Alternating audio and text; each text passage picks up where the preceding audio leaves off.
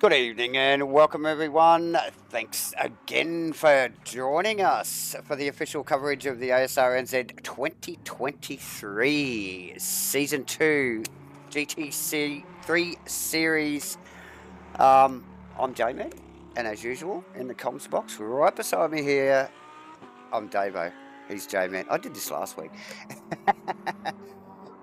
How are you, my friend? How are you? It's the nerves. Still J-Man. Yeah, I'm still J-Man. You're still Davo. But, mate, I reckon most people know that, right? So it's all good. They do. Yes. Look, a little bit nervous again tonight because... Don't be nervous, my friend.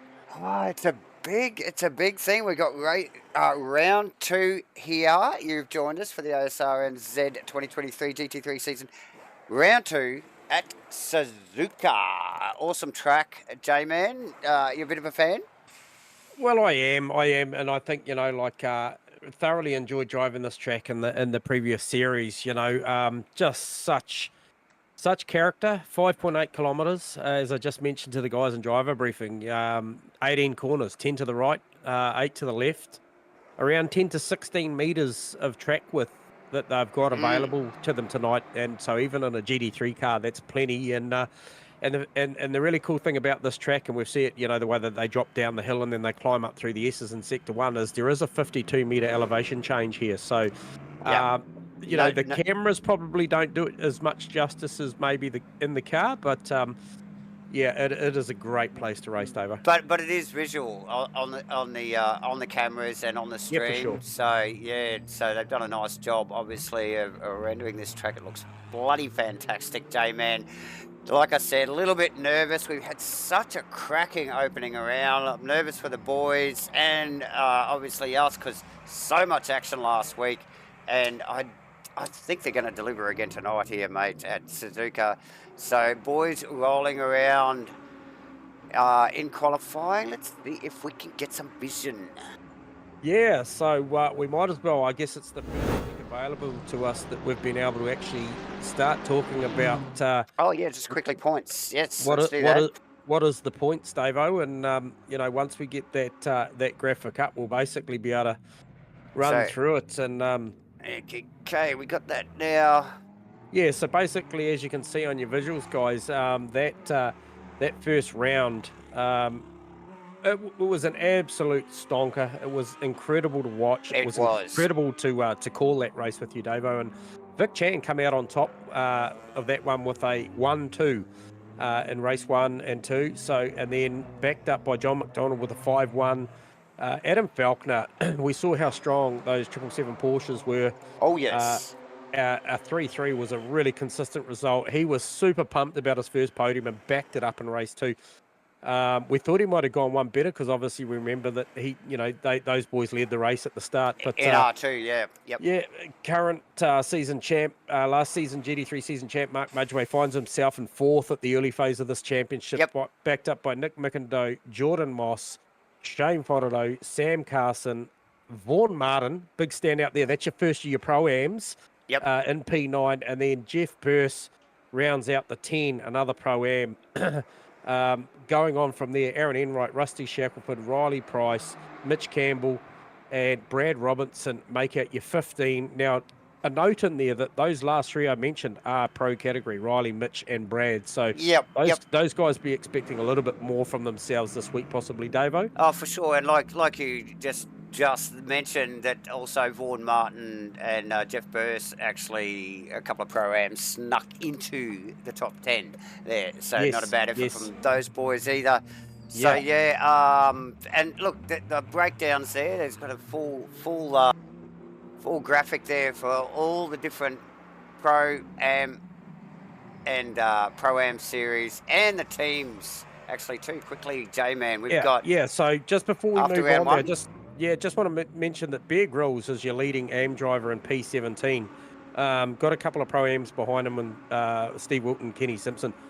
So that'll be an interesting watch as the season goes on. But as you mentioned, in the teams dynamic, obviously teams have come back to Davo. And we have got a tie at the top of town with BC Racing number 2 team with 777 Orange. Orange, yes. Orange, yeah. Yeah.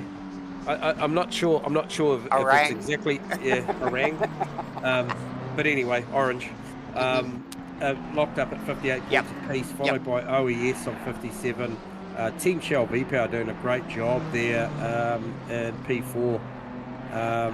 Followed by BC Racing #1 team, Gear Grinders Racing, and then 777 Black in there as well. So Yes. we'll keep you updated with that and how that travels throughout the season, because obviously here, Davo, this season, as we aforementioned in round 1, we've not only got the 3 categories for class championships in the overall, but we do have it in the sprint series and the endurance series, because this is a 6 apiece series, 6 sprints, 6 enduros. Mate, we got so much going on this season, J-Man. And look, we're only just kicking it off. This is round 2. Like we said, at Suzuka here, the weather's looking pretty bloody good. A little bit overcast, but temps aren't looking too bad. Track's up a little bit, but not like it was last week. And yeah, so nice sunny day just in behind those clouds there. So yeah, and so with Shane Fodderdo banking an early lap just ahead of Jordan Moss on a 2:01.4, that's a pretty slick time for what is it is an optimum track. No, so do expect those times to tumble, Davo. As we're just watching, I think the cameras are on my screen on Vic Chan at the moment here, just coming across the line. Yeah, and very quick here this week. Well up on his time, obviously. Oh, this is his first fly, actually. Bam, we'd expect to see that up the pointy end, and there he goes in the Lambo. Now I heard a bit of a whisper that it might be a bit of a Lambo track here, man. You know, like it might be able to stretch its legs a little bit down the back straight, you reckon? Yeah, I think the Lambo combined with probably the raw talent that is Vic Chan, he's, you know, and if it is, you know, we know that Kunos BOPs these cars in a different way each track we go to, so maybe the Lambo's looking good there, and in somebody like Vic Chan's hands, it's probably going to be hard to stop him tonight if he gets all the sectors right and everything. So yeah, if he aligns the ducks correctly, the times might be there. But oh look, it's a technical track, Suzuka, and yes, getting everything aligned and can be quite difficult. So yeah, so I saw as low as I think the last time I looked, which was probably midweek, a 59.5, and I can tell you now with the Delta he's running on this lap, he's probably not going to be far from it. So hey, notable mentions tonight too. Chucking a couple of apologies there, and obviously the first one I come to mind is Farmer. Best of luck with your exam or whatever you got going on there, Farmer. We do miss you out on track, but we know if you get a moment, you'll tune in and give us a shout out. And B-Dog also, no B-Dog out on track, no Frank Rayworty. So yeah, there's definitely more, but however, 25 cars on track tonight, Davo, is still an outstanding turnout. It's a bloody good turnout again. Once again, awesome turnout last week, and look, it just shows you how G'd up these boys are for the season as a whole. There, J-Man, with plenty to play for, with the team championships and now back in place for the GT3s here at Asrnz. Qualifying only a little under a minute and a half to go. We're just focused back on Fodderdo, who is well up on his time. Well, he needs to be with Vic posting a 59.6. That's quick. This will put him nowhere near that, but still much better as McDonald just pokes it up into 7th, but geez, it's tough at the top. Fodderdo flicks up to 4th and then back to 5th. Yeah, Mudgeway just fired a shot there. Nicely so done. Defending series champ just came in there with a 2-minute 0.6. I think he actually did that the lap before, I believe. But anyhow, maybe it was Brad Robinson on a 2:08. Yeah. But yeah, definitely heating up with only 40 seconds to go out of this 10-minute qualifying session. That was it, 10 minutes. I know we came at you guys with the stats and the data on the teams and the points, and just like that, in the flash of an eye, that's just about first quali done, and I don't see anybody on the timesheets threatening Vic Chan at the minute. No, he has actually parked it, which leads me to my next topic. Why has he parked it already? because they only have 3 sets of tyres for the weekend. That's exactly right. And that it'll be in the back of all these guys' minds. Surely they've set up for it again this week. But yeah, it's a bit of a lottery. As we saw last week's very big difference in pace when they're on the good tyres and not. So yes, another juggling act I think we'll be seeing again tonight, mate. And a tyre-hungry track, I would suspect, Suzuka. A lot of load on the fronts, up the hill. I'm not sure how you do a 59.6 without wearing them, but yeah, Vic probably got that well under control. But I see Shane Fodderdo still pressing on, but he's down and he's out of time. Yep. So John McDonald sneaking over with a couple of tenths up his sleeve. That'll put him in 7th, just in behind Shane. Yep.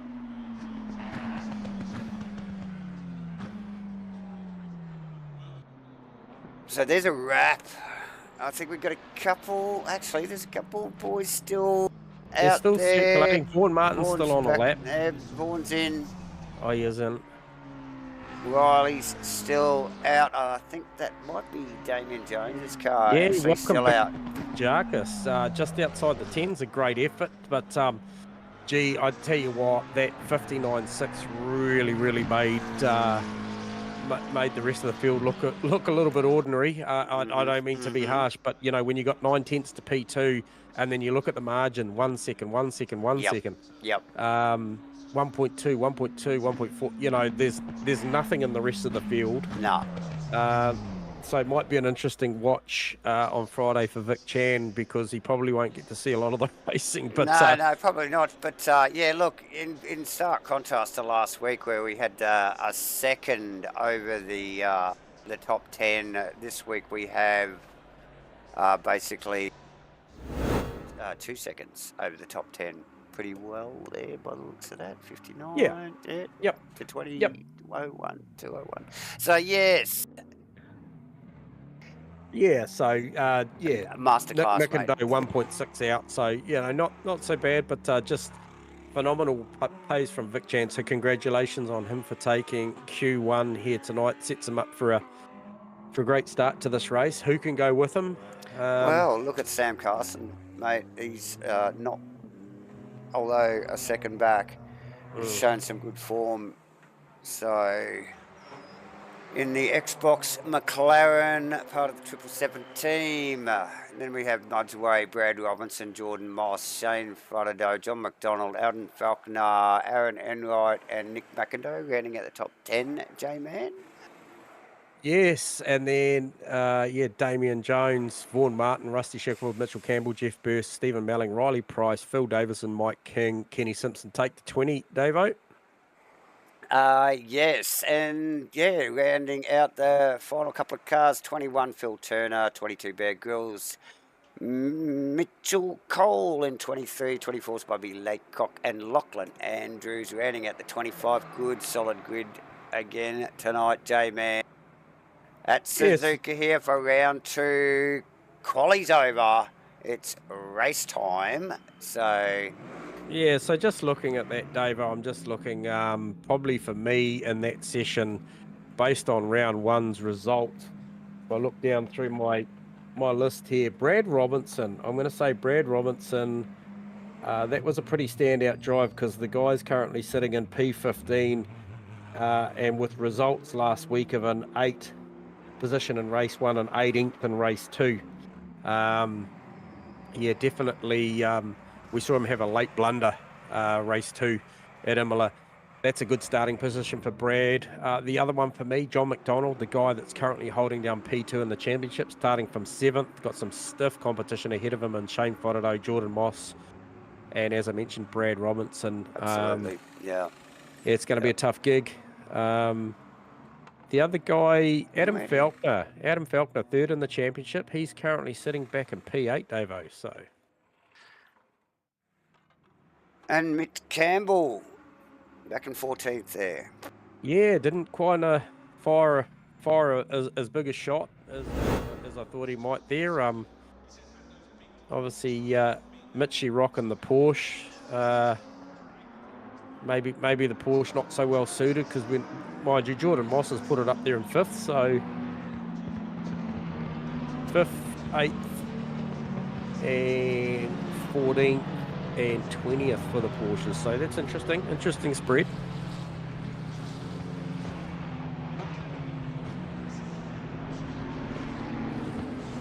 As like you mentioned, we see them roll out on this full formation lap here at Asrnz. So plenty of time for these guys to heat those brake rotors up, Davo, or do whatever cycling process they need to before they have to go double file, which would probably be somewhere just as they come out of 130R, I would think. Oh, you would suspect, yes.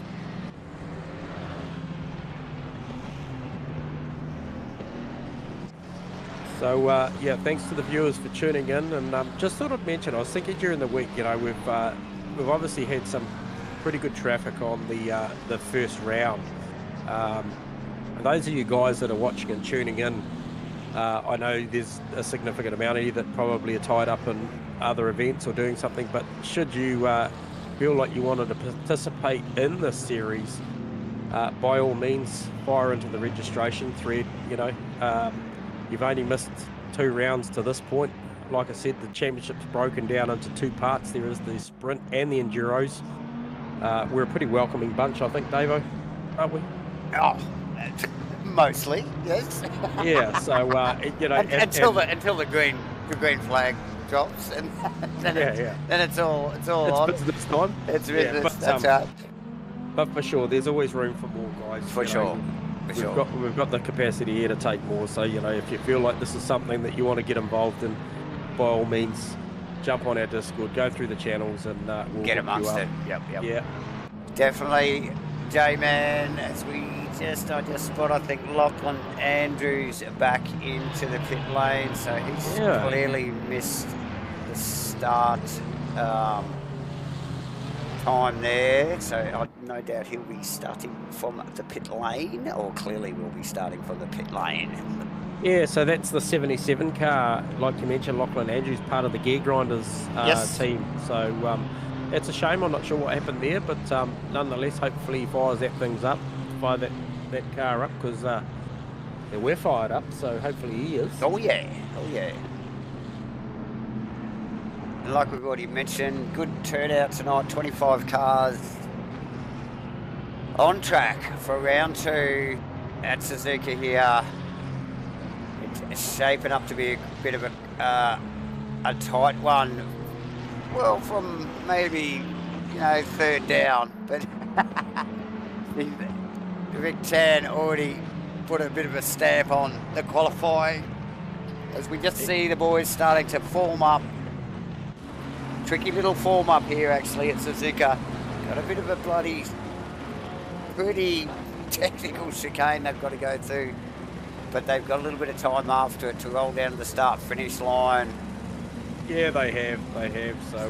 So yeah, front row Vic Chan, Sam Carson, 2nd Mark Mudgeway, Brad Robinson, Jordan Moss, Shane Frododo, John McDonald hits the 4th row with Adam Falkner. We're just starting to roll out now, getting into position. This is round 2 at Suzuka for the Asrnz 2023 GT3 season. We're in season 2, that's all run us out to the end of the year, and we're just about to go green here. Staging, and there's the line. Green light, go. We've got a green light. The Porsche fans out beside. Shane Frododo already. Porsche either side of bloody Brad Robinson there as well. Vic controls the first corner. Oh, Jeff burst from the pit lane as well. Oh, that's unfortunate for Jeff. Just noticed Mitch Campbell. That looks like he's just snuck past Rusty Shackelford. And he's looking to have a crack at McIndoe as well. In the background there, like Steve Melling getting swamped by Riley Price and Mikey King. Now we know Mikey King's had some hardware updates throughout the week.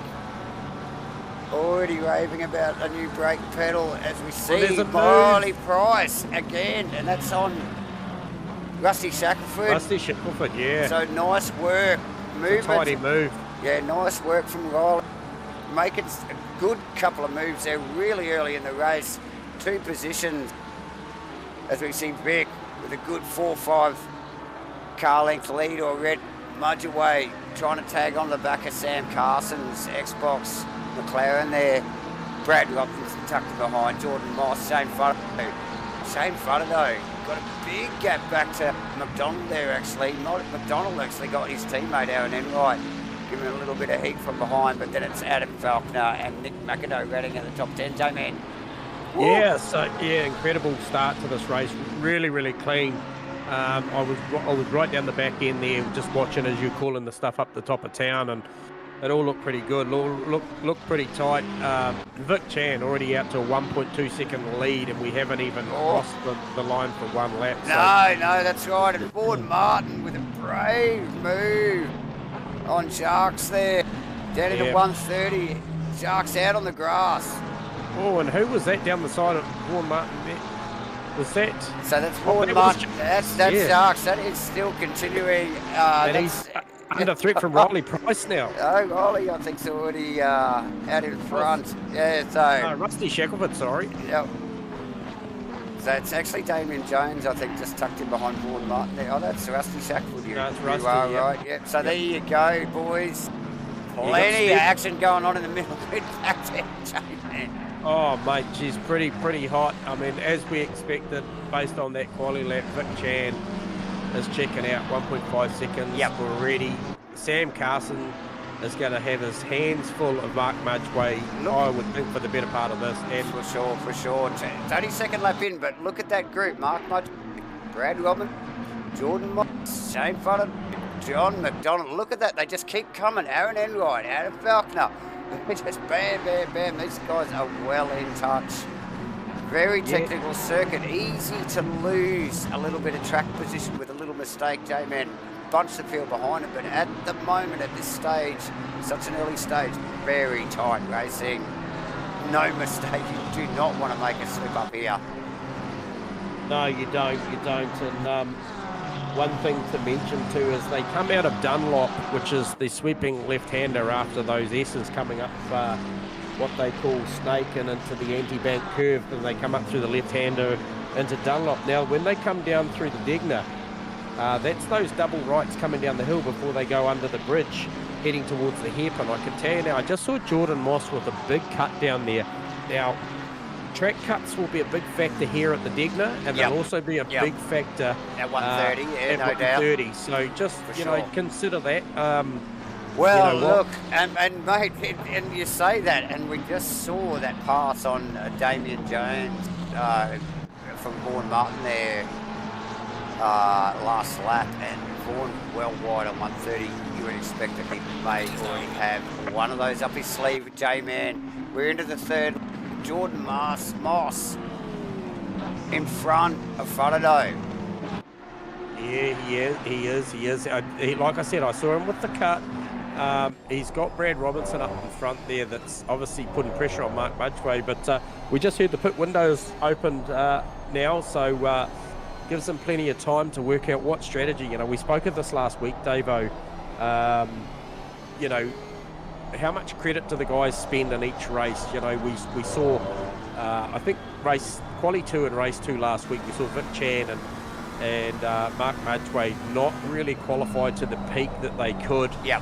Probably banked a set of tyres, which we saw Vic Chan come back late in the race to attack John McDonald in the final lap. So, with 3 sets of tyres, 2 qualifying sessions, and actually 4 race stints to do tonight on those 3 sets of tyres, these guys, to me, visually looking from where I'm looking at, they are absolutely leaving nothing out there right now. Oh, no way. So everybody quite prepared at this point to go and spend their credit on this opening race on tyres, and then it'll be interesting to see once they make their official compulsory pit stop and they have to change a tyre, what the pace looks like for some of these guys at the back end of this race. Too true, J-Man. As things continue to stay pretty toasty on track here, plenty of action going on. Vaughan Martin stuck in a bloody McLaren sandwich here.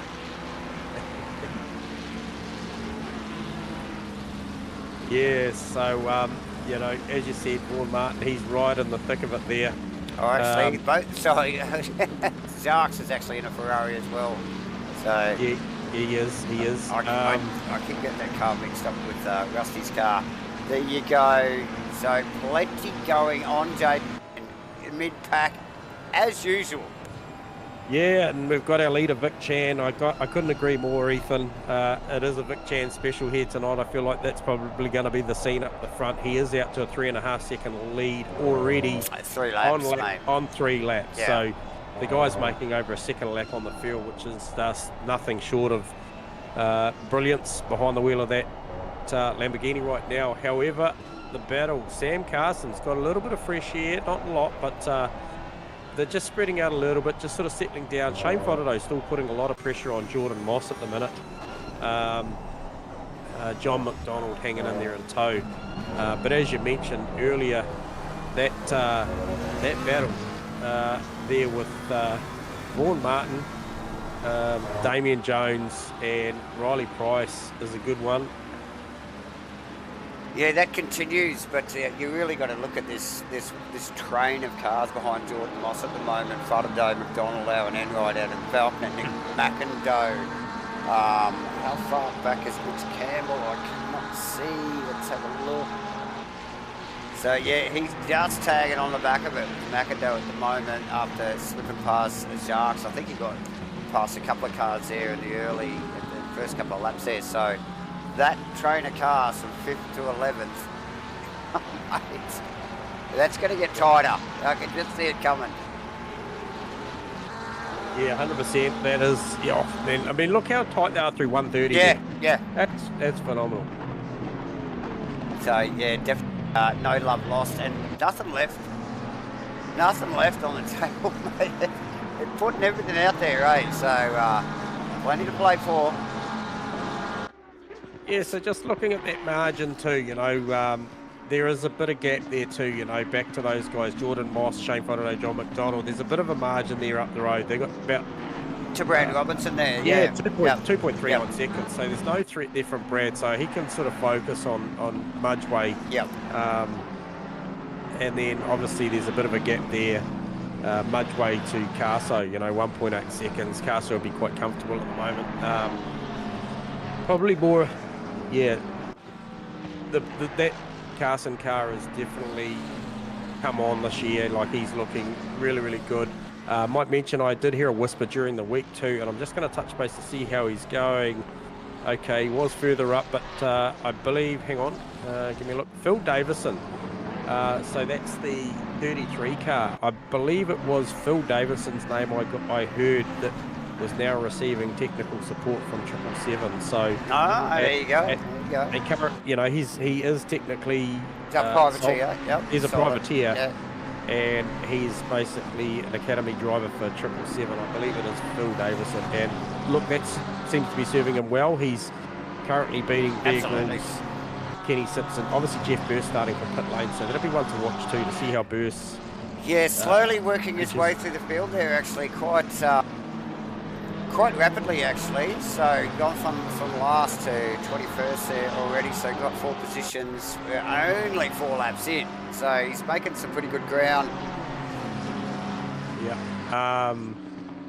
Fastest lap of the race belongs to Vic Chan on a 59.875. Remembering the guy qualified on a 59.6. 2 tenths of his quality lap.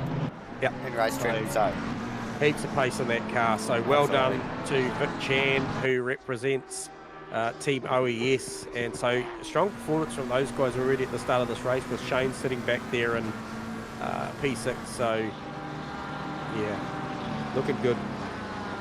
Absolutely. As we just watched that Porsche of Adam Falconer. He's ranging up on Aaron Enright, but he runs. It's almost like the thing runs out of legs at the end of the straight. So lean forward, mate. Lean forward, Adam. Mitch Campbell probably dealing with the same thing. Just tucked in behind there. I think the camera's on Brad Robinson, actually. really ramping up the pressure on Mudgeway at the moment too. Down into the Degners. This is where I said that you can push a little hard and get a cut right where they are now. And even the corner before it as they ramp down the hill. Yeah, easily done, easily done. Yep.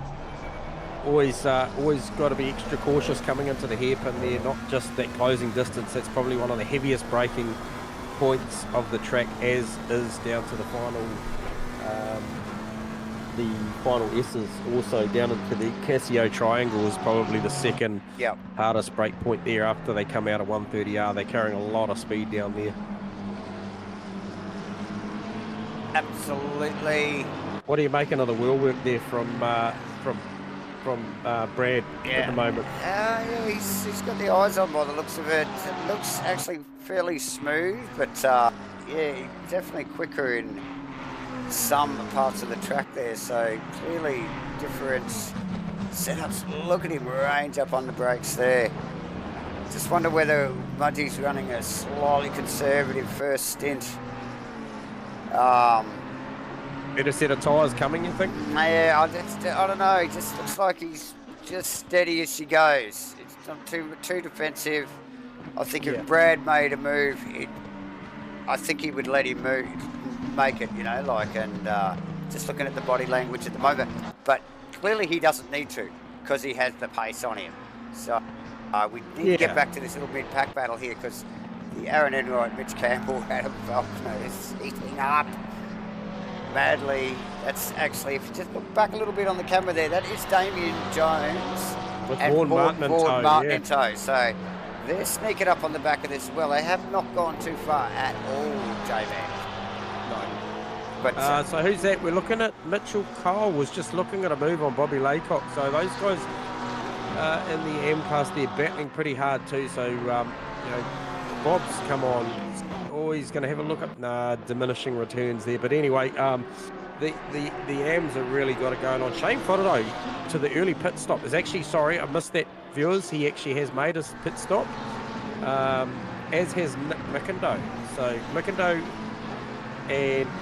must have went a lap earlier, because he's actually about to come past Shane Fodado. He's not going to get past him. He's tucked in behind him into turn one. So Shane and Mickindo both made their official pit stops. No penalties, all good to go. Yeah, so first of the two in, Shane, can he make that work? It's a big undercut on. Where was he running? He was running behind Jordan Moss. So. Okay, so he was P6. Yes. Yep. So keep an eye on that. How that shakes out. Yeah, that'll be the highest position car to pit so far. So yeah, let's just watch that one. Rusty Shackle to Steve Melling at it. Down through 130. Heavy on the brakes in the Casio here. Rusty a little deep there. You did go a little bit deep there. Just gives that Melling just that another car length and another little bit more. Just another sniff to take down into one here. Ferrari looking pretty hot, actually. Pretty speedy in a straight line too, J-Man. Yeah, 100%. Just going to respond to Crashy. I don't know how you nerf a guy that's over a second a lap faster, but hey, you got to take these ones when they're on offer. Crashy, he's doing a beautiful job out the front. Currently got, I think, 7.8 seconds. So with 7 laps, he's over a second a lap faster. Sam Carson's doing a great job to be the best of the rest at the minute in the Xbox McLaren. But yeah, Vic in a complete different postcode at the minute. Absolutely, and again, Sam's one of those drivers you just wonder whether, look, are they just going through the motions? He's got that bit of a gap behind him, you know, little pressure. He's not going to catch Vic up the front, you know. Does he just take, you know, take care of that rubber a little bit? Yeah, McDonald putting all the pressure too now on Jordan Moss, which Moss he probably doesn't need. He probably needs to be just eyes forward, because he'd be probably aware now that Shane took himself out of that battle. And that was only a matter of time that was going to come, that McDonald was going to start ranging up on the back of Moss, wasn't it? Yeah, Mossy's last lap time round was a 2:02.1. and I'll give you an update on Vic Chan. Apologies on Shane Fodeno when he actually banks a hot lap post pit stop, and just see where Shane's pace is. And back to that tyre thing, Dave. I mentioned I was probably a little premature on the call on the tyres. As John McDonald peels off the pit lane, also he wants out of that battle with Jordan Moss. It looked like he was holding him up. You reckon? Possibly, yeah. So, hey, look, this is the time of the night where they've all got probably the best rubber on offer. We know that by the end of this one and the end of Q2, that's when they're going to start digging into the tyre stocks and trying to work out which one's going to be best. Mitchell Campbell, John McDonald in the lane. Just going to pick up on Shane. He's coming out of Spoon now, so I'll get a indication of where Shane's speed is after the pit stop. We just see Shackelford sneak past Melling there up into turn 3 there. Nice little move. Had the run out of 1. He did. The double apex in 1. It's sort of like 1-2 really, but yeah, just snuck up on the inside on the left there. So yeah, very tidy move from Rusty. Didn't look like old Steve-O wanted to let that go too easily. No. Nice okay, so Shane's just crossed the line, and that lap was a 201.3, plays Jordan Moss's 201.9. So definitely net gain at that lap. Yeah. At that lap stage, obviously, there's a lot to factor in there. How they pull up on the marks, Davo. You know it. You know it. And mistakes are so easily made when the pressure's on, mate. It's a battle between Mudgy and Brad Robertson. Just seesaws back and forward a little bit. It is at the moment, We see Jordan Moss now, like, in clean air. Fresh air. He's just got that weight off his shoulders. That was John McDonald. And now he can just focus on the boys in front. Like, again, take care of that tyre maybe a little bit, because he doesn't have to defend so hard. And just take a breath and focus. Aaron Enright in the lane. And so this is a guy that was off the back of John McDonald and co. So, interesting. Got to get back up here. I think Bobby Laycock actually. Simpson are having a bit of a ding-dong here. A couple of Porsches. That is Phil Turner just tucked in behind. Yep. And is that Phil Turner? Yeah, it was Phil Turner and behind Kenny Simpson. Yep. So,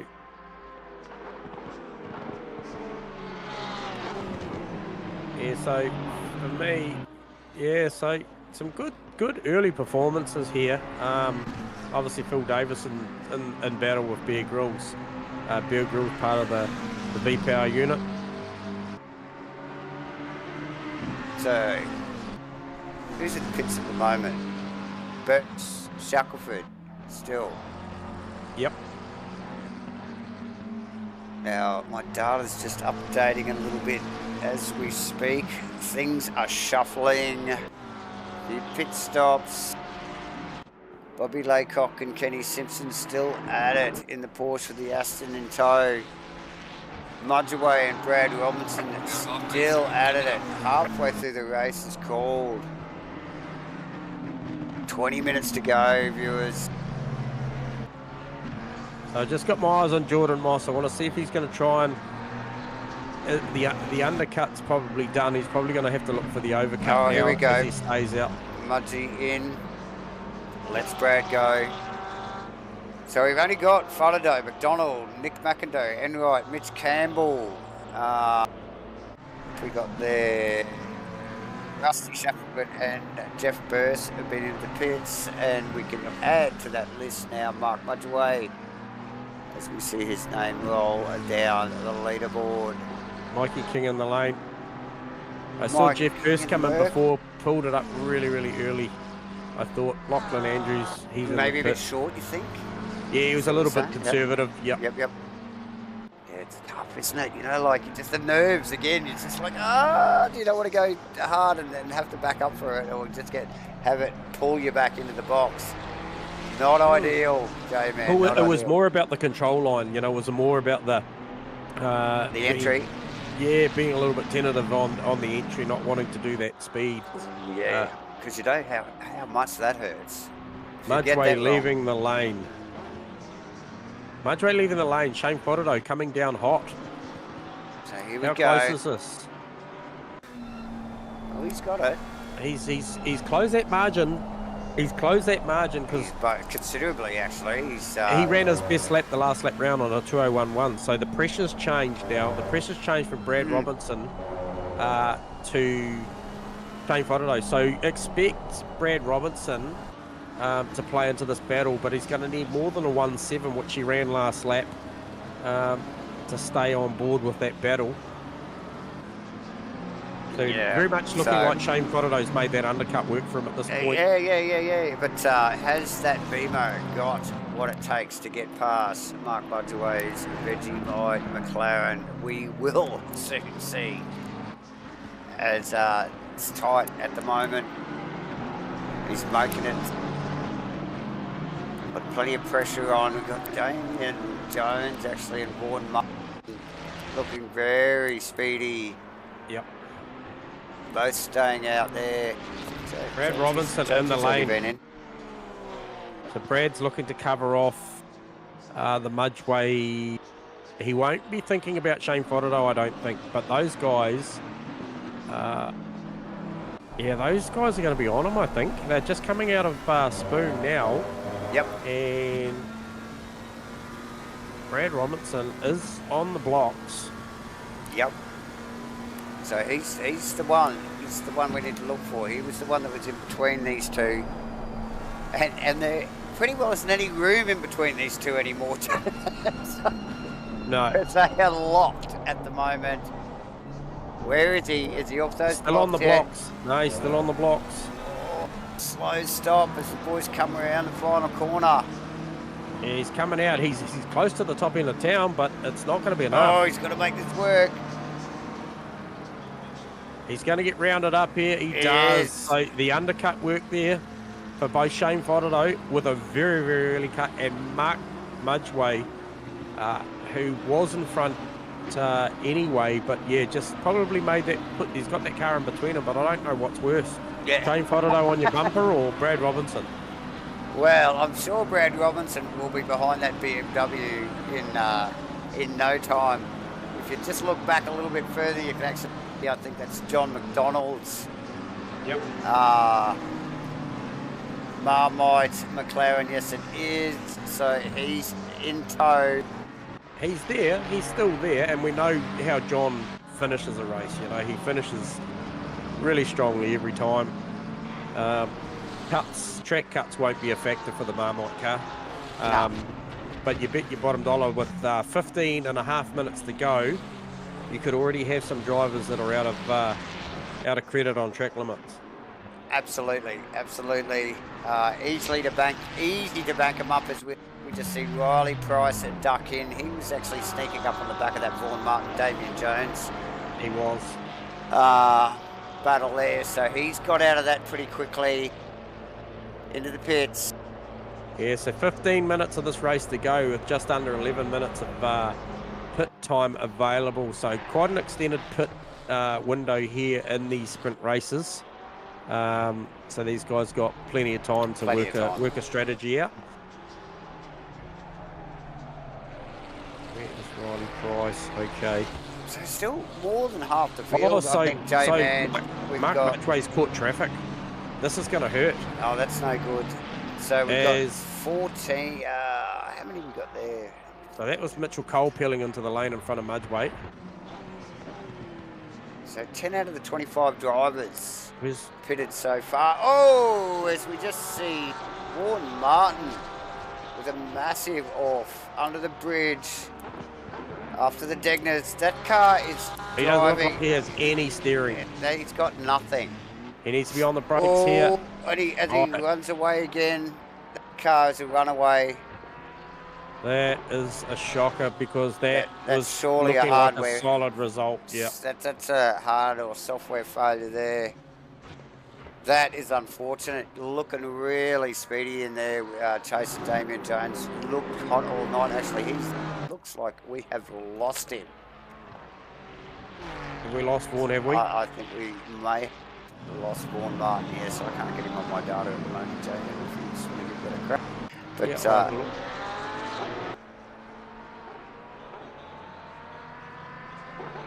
so unfortunate there. Vaughan Martin out of the race. just touch base with what's happening out the front. You've got Vic Chan, lap 13, 12.4 seconds ahead of Sam Carson in second, Jordan Moss in third, Damien Jones in fourth. A lot of pit stops still to shake out. Oh, yeah. Adam Falconer fifth, Vaughan Martin gone.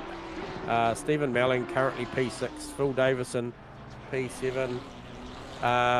Bear Grylls P8, Phil Turner P9, Kenny Simpson P10. So a lot of pit stops going to shake out in the next 8 odd minutes as we see Phil Davison in the lane. Yeah, and look, we've got to get back. Look at this battle. Like you said, Mudgeway got caught up in traffic and it's really bunched these guys up between Mark, Farado, Robertson, McDonald. McDonald. And that is hot. There's some quality right there in those 4 drivers right there as we just see Phil Davison peel in.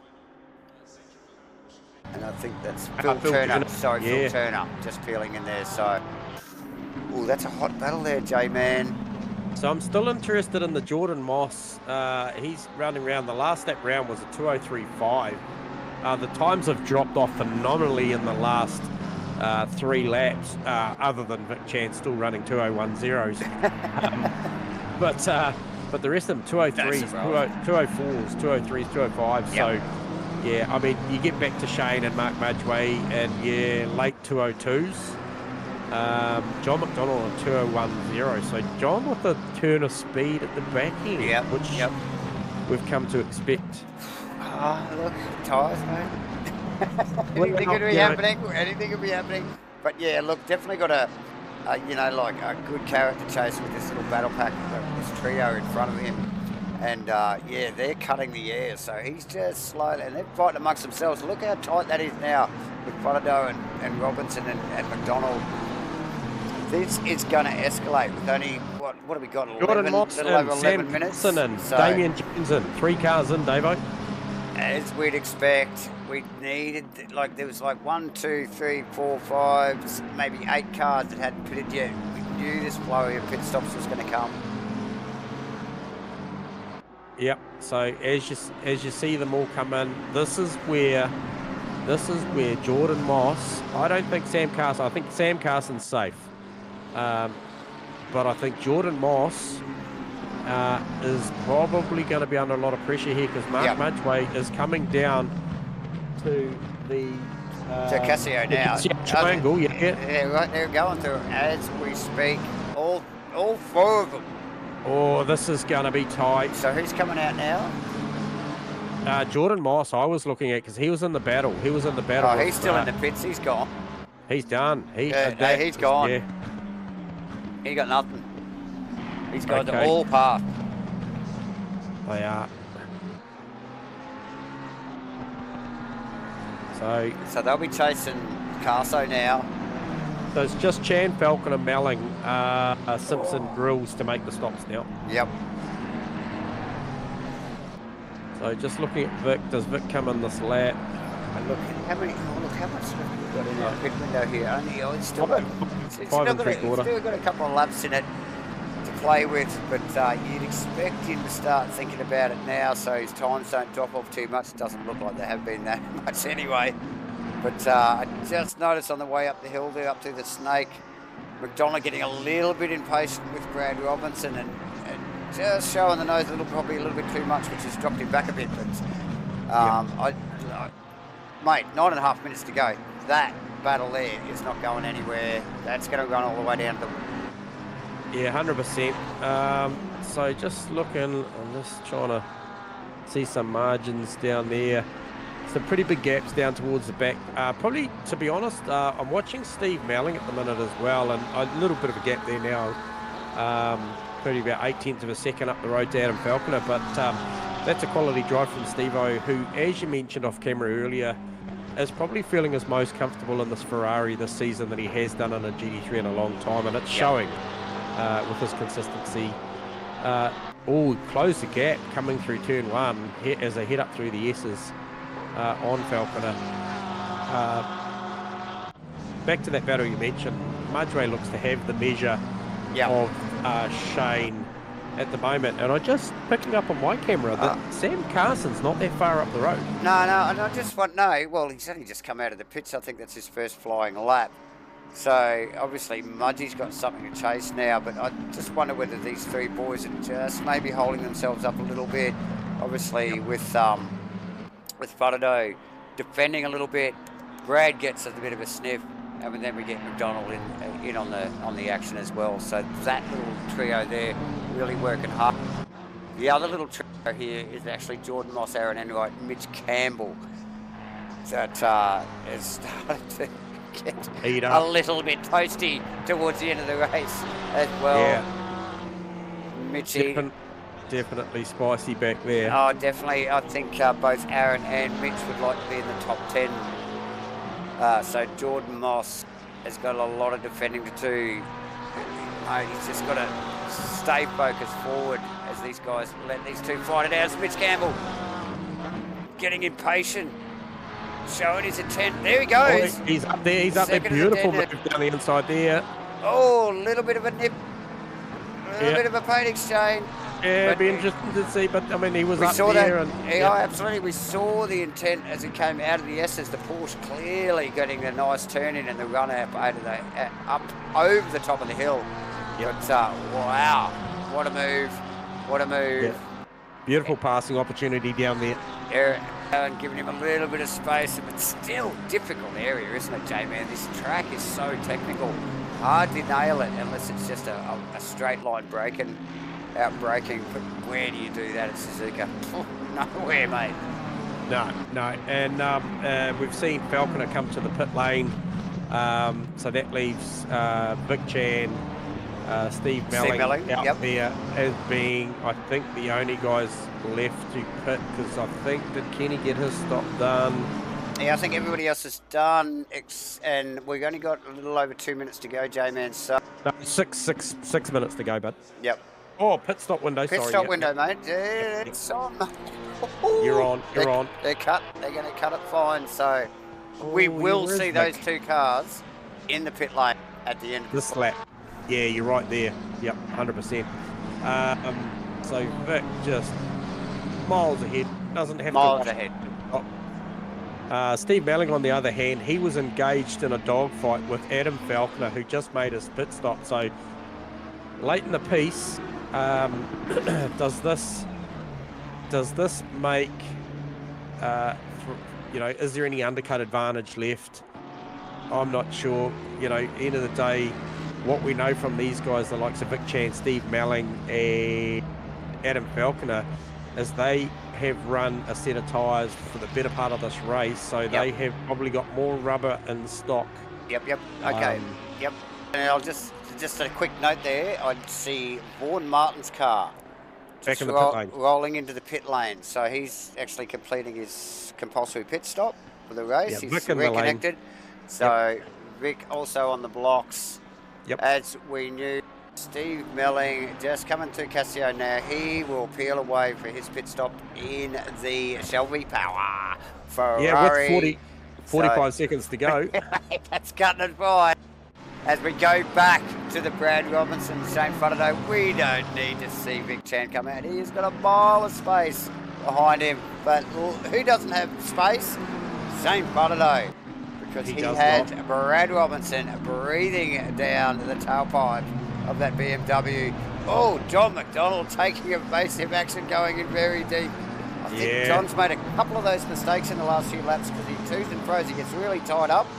Yep. And then he backs away again, and I'm sure he's just pushing that a little bit too much. Unfortunate. Phil Turner and Mitch Cole is coming up on my data. Let's have a bit of a sneaky peek at that. Yes, now Mitch Cole, actually one of the Lamborghini drivers. Oh, who's that? Just that off track in the background. Lachlan Andrews. Lachlan, yeah. As we see Stephen Mellings just leaving the lane. Adam Falconer's coming down the chute. How close is it going to be? Go, Steve. Oh, it's going to be tied into one, but he gets him. He had the terminal speed down there into one. So we will get back to the action, and the action is Brad Robinson Faraday with 3.5 minutes to go, J-Man. Oh, has he got some? I mean, it looks like he's just giving it everything. Is there any more in that Nintendo car? Well, he's got pace in different places, and clearly John McDonald did as well, but he's clearly pushed in the wrong places, which has forced those mistakes and dropped them back. I do believe we're looking at our podium at the moment with Vic Chan, Sam Carson, and Mark Mudgeway. For sure. But however... like you talk about, is he just putting it in at the wrong time? But is Bonato reading that? He knows where he needs to just, cover that line a little bit and just go, no, he's a little bit speedy down into here. I'll just cover. And it just shuts the whole thing down, shuts the whole lap down. He's limited times. Now, if you just look on that camera shot there, you can see Mudgeway's car right there. And if you just look a little bit further up, that is Sam Carson. These guys are close. Vic Tan, like you said, another postcode, stepped out. He's on the plane, mate. He's out of here. But these guys are close. Oh, Brad Robinson got the run out of Casio. He's got him. He's got the nose across. The BMW's got the grunt. Yeah, BMW's got good speed. I don't think Brad will risk that. He touched back way. And smartly so, J-Man, but it was on. It was a half chance, and yeah. They'll have one more lap after this. Look how close he is. This is Have we got a reel from Shane's car? Going to go down to the wire, or it's going to end up in tears. Yeah, 100%. It's going to be close. So out of the back of Faraday's car. Amazing stuff. Suzuka delivering again. 25 on track tonight. Saw a little drop out there from Vaughan Martin, unfortunately, but back in the server. Yeah, never back down, never stay down. Just picks himself up, dusts himself off, clicks the button, straight back in. Let's play, guys. As we see the boys just sneaking past a couple of back markers there. Yeah, that might have been Lachlan Andrews, I think it was. Andrews, I think, Yep. And McDonald probably having to take the long way around there a little bit. We saw that a little bit last week too. You know, the timing on the back markers is critical, J-Man, and you just can't pick it. It doesn't matter how good you are. No. It doesn't matter how nice the back markers are. It's the wrong place at the wrong time. It can be so awkward. It's Brad Robinson again. Shows intent.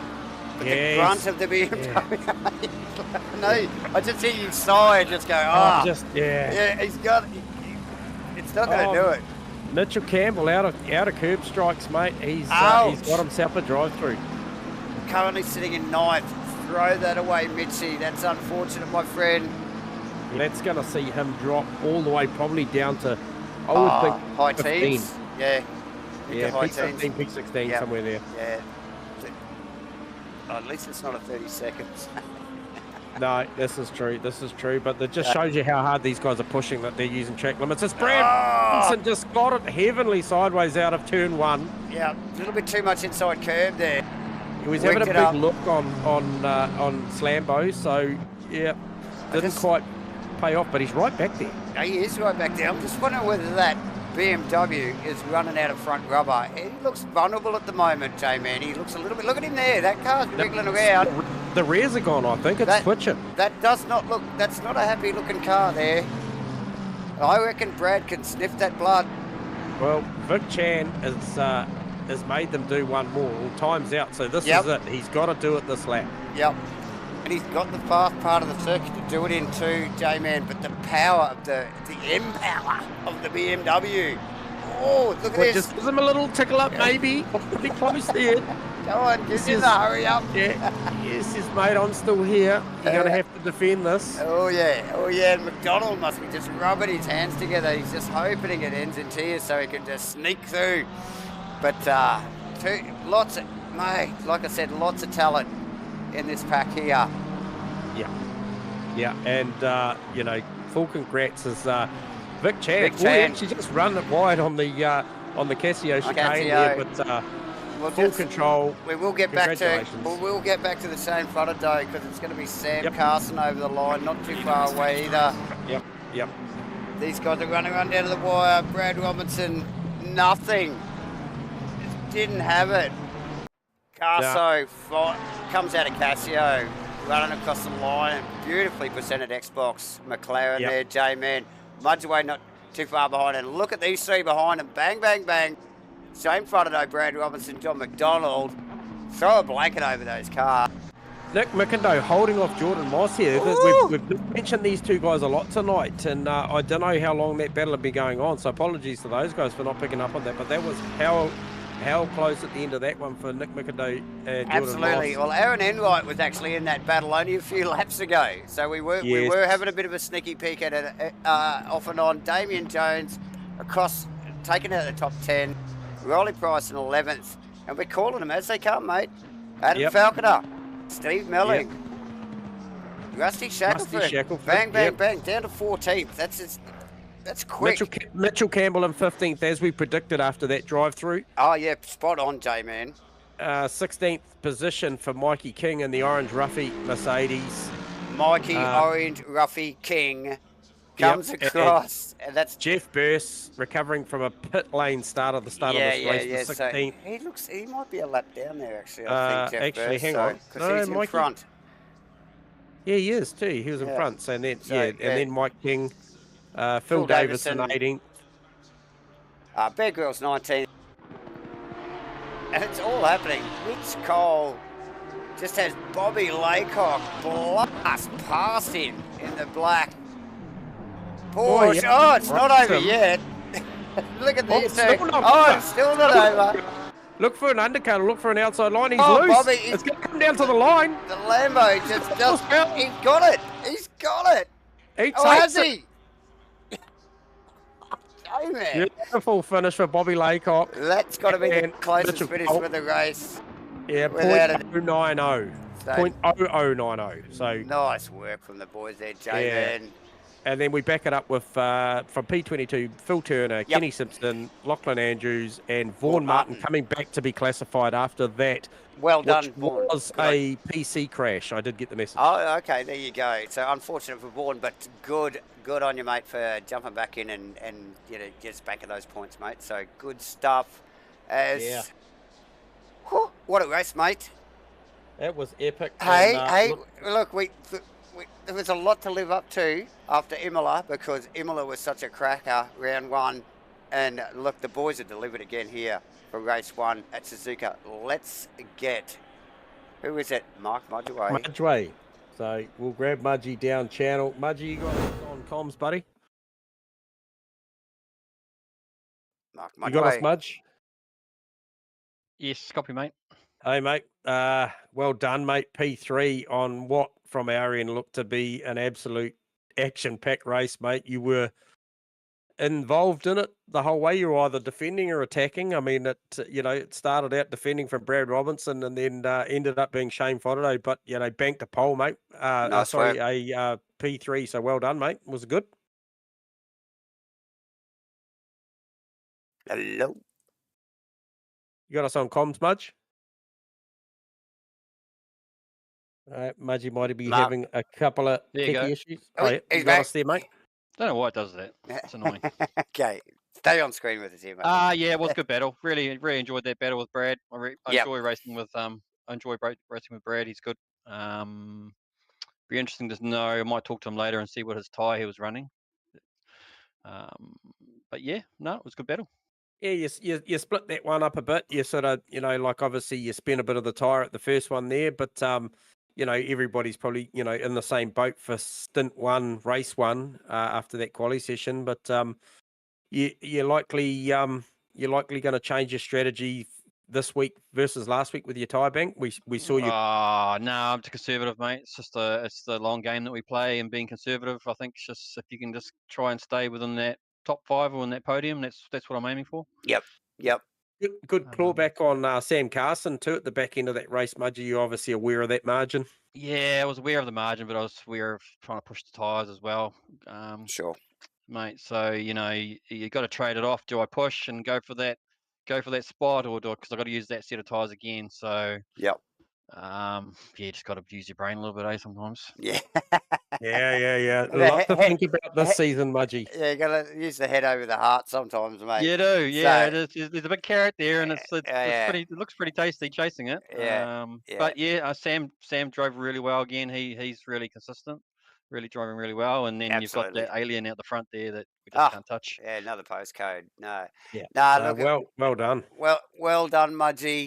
Hope to see you again in about 40 or so minutes.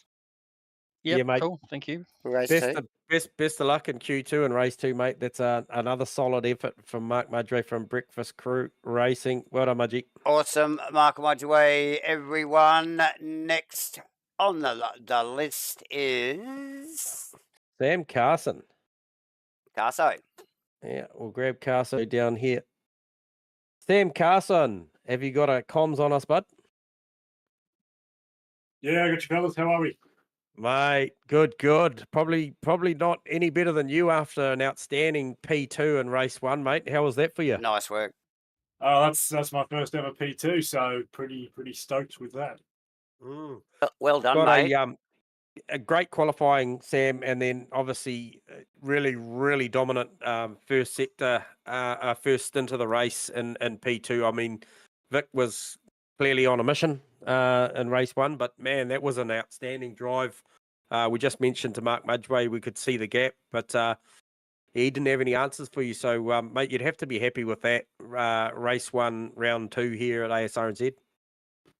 Absolutely, yeah. Once I saw Vic qualify, about a second ahead of the rest of us, I knew the battle was with Mudgy.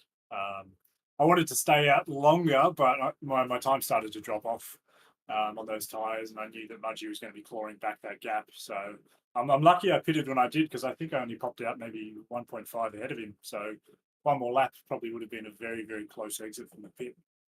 Yeah, we saw the undercut was working tonight here at Suzuka. Obviously, we saw some overcuts working last week, but this one probably rewards the undercut a little bit, Sam. So, yeah, great drive, and obviously staying out longer. I don't know what that does as far as the tyre banks, but once again, the tyre banks, is that on your mind tonight? Yeah, well, the goal was to try to just run that tyre as far into the race as I could, so I could come into race 2 with a fresh set, and then just the second set with just some quali laps on it. So now we're going to have to change the strategy a little. Tossing up how to actually start quali. Do I put a fresh set or do I run some used? So we'll see. You'll probably see on the time, so I put it. It's noticeable, and we yeah, but look, it will be interested and definitely watching, mate. Awesome work for R1, mate. Well done. Hopefully we talk to you in 40 or so minutes, mate. Yeah, absolutely. Best of luck out there in Q2 race 2, Sam. Thank you, gentlemen. Hopefully I'll talk to you in another 40, 45 minutes. 40. We'll see what happens. Awesome, mate. Awesome, bud. Thank you. Fantastic work from Carso there, mate. Like he said, first ever second spot on the podium. So, yeah, big congrats, mate. Definitely stepping up. So, yeah, awesome to see. Last but not least, J-Man, for R1, is none other than our Q1 pole sitter and race 1 race winner, Vic Chan. You got us on comms? Yeah, mate. How guys? Mate, well, pretty good, mate, but we almost feel like you had to catch a flight back here because you're in a different postcode, mate. Yeah, I was just managing my tyres in the gap, really, because I know at my pace the tyres go off. Yeah, I can see. I was going to get to that. I did have a look. I didn't catch it at the end. I don't know whether you improved on it, but you qualified on a 59.6, was it, I believe? Was it? 4. Oh, Uh, no, 59.6. I did see you bank a 59.8 in That's the right. race. So only a couple of tenths off you. I was about to beat my quali time on that final lap, but then I ran into traffic. Yeah, we did see you catch traffic there, mate. Did see that happening. So you're obviously pushing hard. You've obviously got an idea of what you want to do with the tyre tonight, and clearly pacing yourself wasn't part of the strategy, mate. So you're a smarter man than I am when it comes to that sort of stuff, and clearly a faster man. But how's the tyre stocks looking? We did see you last week in Q2, probably not qualify up to your expectation due to probably maybe the tyre set that you run. What do you think you got in store for us coming up? Yeah, I'm probably going to try the same quali with used tyres and have a fresh set for the second race. Yep. Yeah, Yep. you got a fair bit of pace up your sleeve, mate. So look, we can't congratulate you enough on what was just a dominant performance. Probably Absolutely. one of the most dominant performances I've seen in a long time. So congratulations, mate. Currently P1 in the championship. Obviously banked another first, and I have no doubt that we're going to be talking to you in about 50 minutes, mate. So well done, and talk to you soon. Cheers, guys. Yeah, I'll talk to you soon. Awesome mate. work, mate. Good Hopefully on Good you, one. Vic. Cheers, bud. There you go, viewers. Vic Chan, race 1, round 2 winner, and by a massive margin. So we nearly got to set our bloody daylight saving clocks with this guy. Yeah. So Yeah, but he's trying to get to the 1st of September before everyone else, I think, Dave. Anyway, hope you're enjoying the coverage, everyone. I'm Davo. This is J-Man. We're going to have a break. We will be back for Q2 race 2. Yeah, copy that. I'm just going to answer a question. We've got a prospective driver. So thanks, Davo. We'll talk to you soon.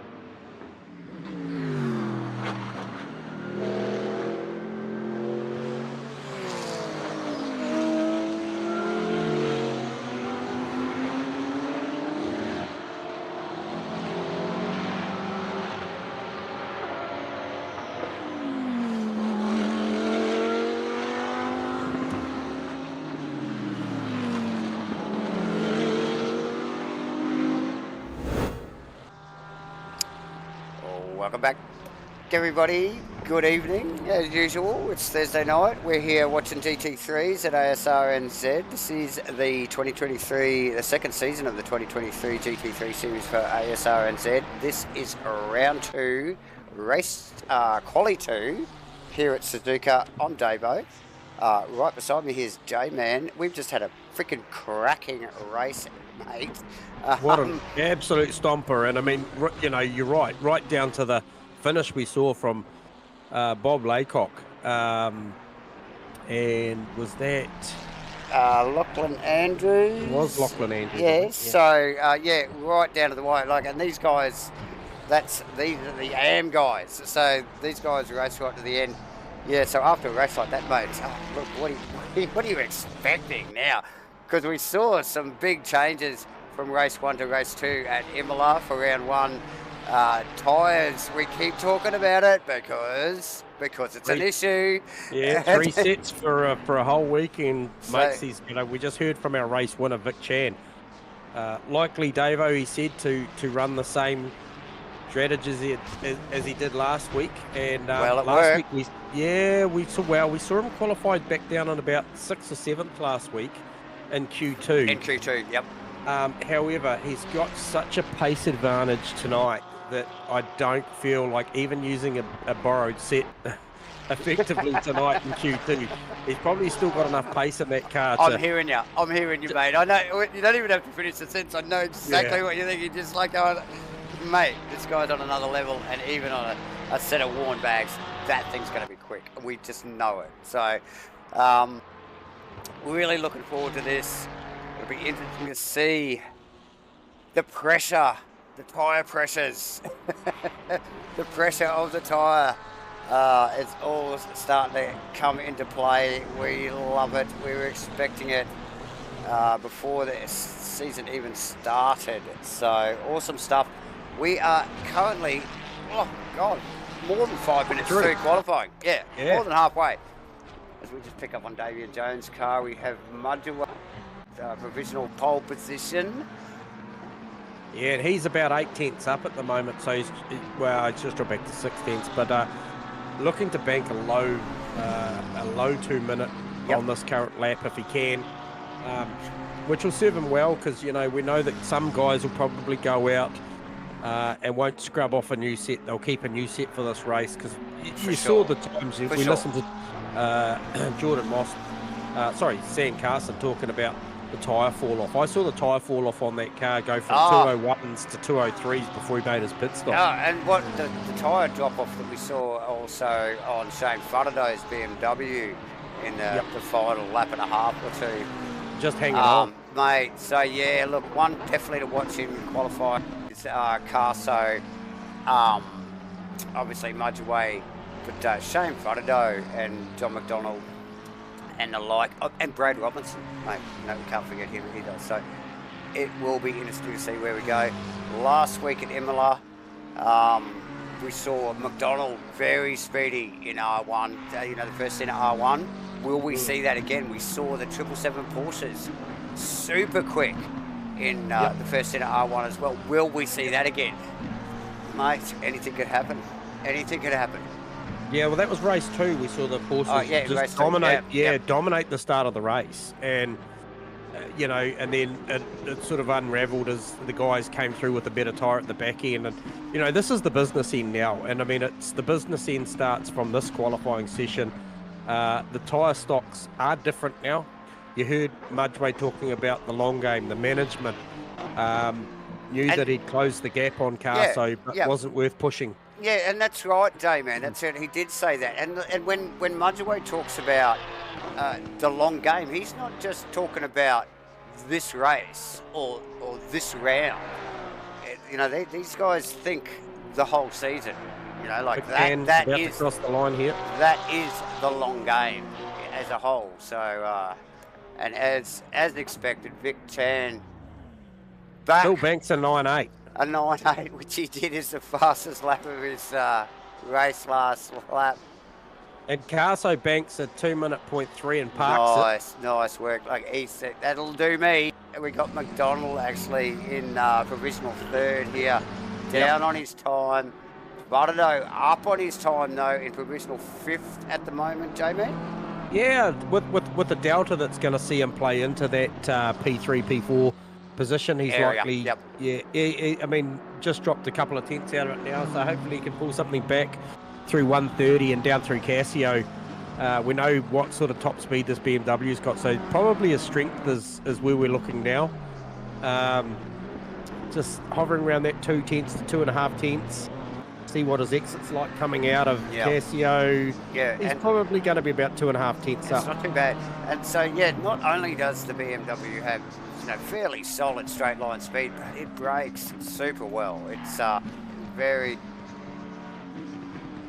Yeah, improves on the time, but not the leaderboard. Nice work from Shane. A few guys look like they've already had enough. Enright in 6th, I think in the... Yeah, Lane Mossy as well, Martin as well, all decided to call it. Yep, McDonald up on his time at the moment. Sorry for interrupting there, J-Man. Falconer up on his time. Well, this is the PlayStation Porsche. Now, he's 3 tenths up on his time here, J-Man. That might just sneak him into a 2 minute, but it's not enough. He looks like he needs a second to really be in touch. So, is it not the night for Adam Falconer and Jordan Moss maybe in the Porsche duo for the 777 team there, mate? No, I don't, you know, potentially, you know, Kunos, BOP, you know, this might not be the place for the Porsche. We know how good a driver Adam is. So, yeah, I mean, interesting that Adam and Mitchie Campbell are 1.5 seconds respectfully together, P10, P11 provisionally at the moment, both in Porsches. Mitchie's got a 10th up his sleeve at the moment as we see 5 seconds on the clock running out. So these guys are on their last lap for this qualifying session, but just can't help but feel like, from what I'm looking at, Dave, I don't know if you feel the same, but I feel like with the early pit stops that we've seen from the likes of Martin, Moss, Enright, Carson, Vic, Vic's okay anyway, he can do what he likes. He's clearly got that pace. Yeah, these guys pulling in early, you're saying? Yeah, I'm thinking that they're not spending credit now. They want better tyres for the race than they do the quali session. Yep. Again, which is good for us. For sure. As we see McDonald P3 in P3 nicely. P4 Carso. Who is that? That is Carso. I wondered where he was. No, that's it was Shane Frodo. That's Frodo. 2-minute.1. Nice work from Frodo. Shackleton's still out on track. The timer's at 0. Carso, last car out on track. J-Man. Yep. Half a second up on his time. It's worth a crack. It's going to put him up a few positions. Yeah, I think he's got to stay in it now. Definitely. He's looking good, and he, you know, that sort of nice turn into 130 there too. Very committed. A little bit early, got a little bit inside curve, but yep. A little bit deeper Casio. Easily done. It's a funny little blind chicane, this, isn't it, J-Man? You come down there and you can sort of see it, and then as you get close to it, it just disappears off to the right. Where's this going to put him? It puts him in P14. Oh, nicely done. Just behind Steve Melling, yeah. Yep. So, well done for Rusty there. Yeah, so once again, Vic Chan at the top, but slight change there. Sam Carson gets bumped back to third for the start of this race. He was in second at this one, so that's going to be a ding-dong. I feel like that, Vic's probably going to do his status quo here and check out, but that Frodo, Carson, McDonald Mudge away. But and Mickendo with a better quali. And then we got Aaron, Jordan Moss. Mate, it is on now. Vaughan Martin there actually in the top 10. Good to see him back. What did we say? A computer malfunction there. Yep. So good to see him in the top 10 there, J-Man in 9th, and Adam Falconer rounding out the top 10. Awesome work. Mitchie Campbell just out of it in 11th. But damn, did he come on strong at the end of the race there in R1. Yeah, unfortunately, the drive-through cost him. You know, we saw him drop back out of the 10 back to P15. So that was really unfortunate. So he'll be a bit cautious about his track limits this race. But no doubt. Look, these guys are, you know, they're going to go for it, and that's why you occasionally see those drive-throughs come up for the track limits. These guys have all got 4 in the bank before they've got to go through, or the 4th one they do go through. So, yeah, no, this one will be an absolute stomper right from the start. I think probably I'll be setting my camera somewhere around Mudgeway, Mickindo, because that'll give me a good view of seeing what's happening back there. But it'd be hard to know, though, because like you said, Davo, Adam Falconer in P10, Vaughan Martin 9th, and Mitchie Campbell 11th. I expect there to be fireworks between those 3 there. For sure. Yeah, so once again, viewers, the guys are about to head out very shortly in about 50 seconds on a formation lap. It's a full formation lap, followed by a 40-minute race with a mandatory pit stop, and tyres are the requirement. And by the time they get to that pits, I can tell you now, they won't have a lot left. Definitely not. Definitely not. They will be busily checking and double checking, making sure they have the right numbered set in that car. J-Man, it's one mistake you don't want to make. Well, it starts now, Davo, because, you know, what can happen at this portion here is they're just starting to click, you know, 30 seconds ago, they're making sure their set's loaded and they click in.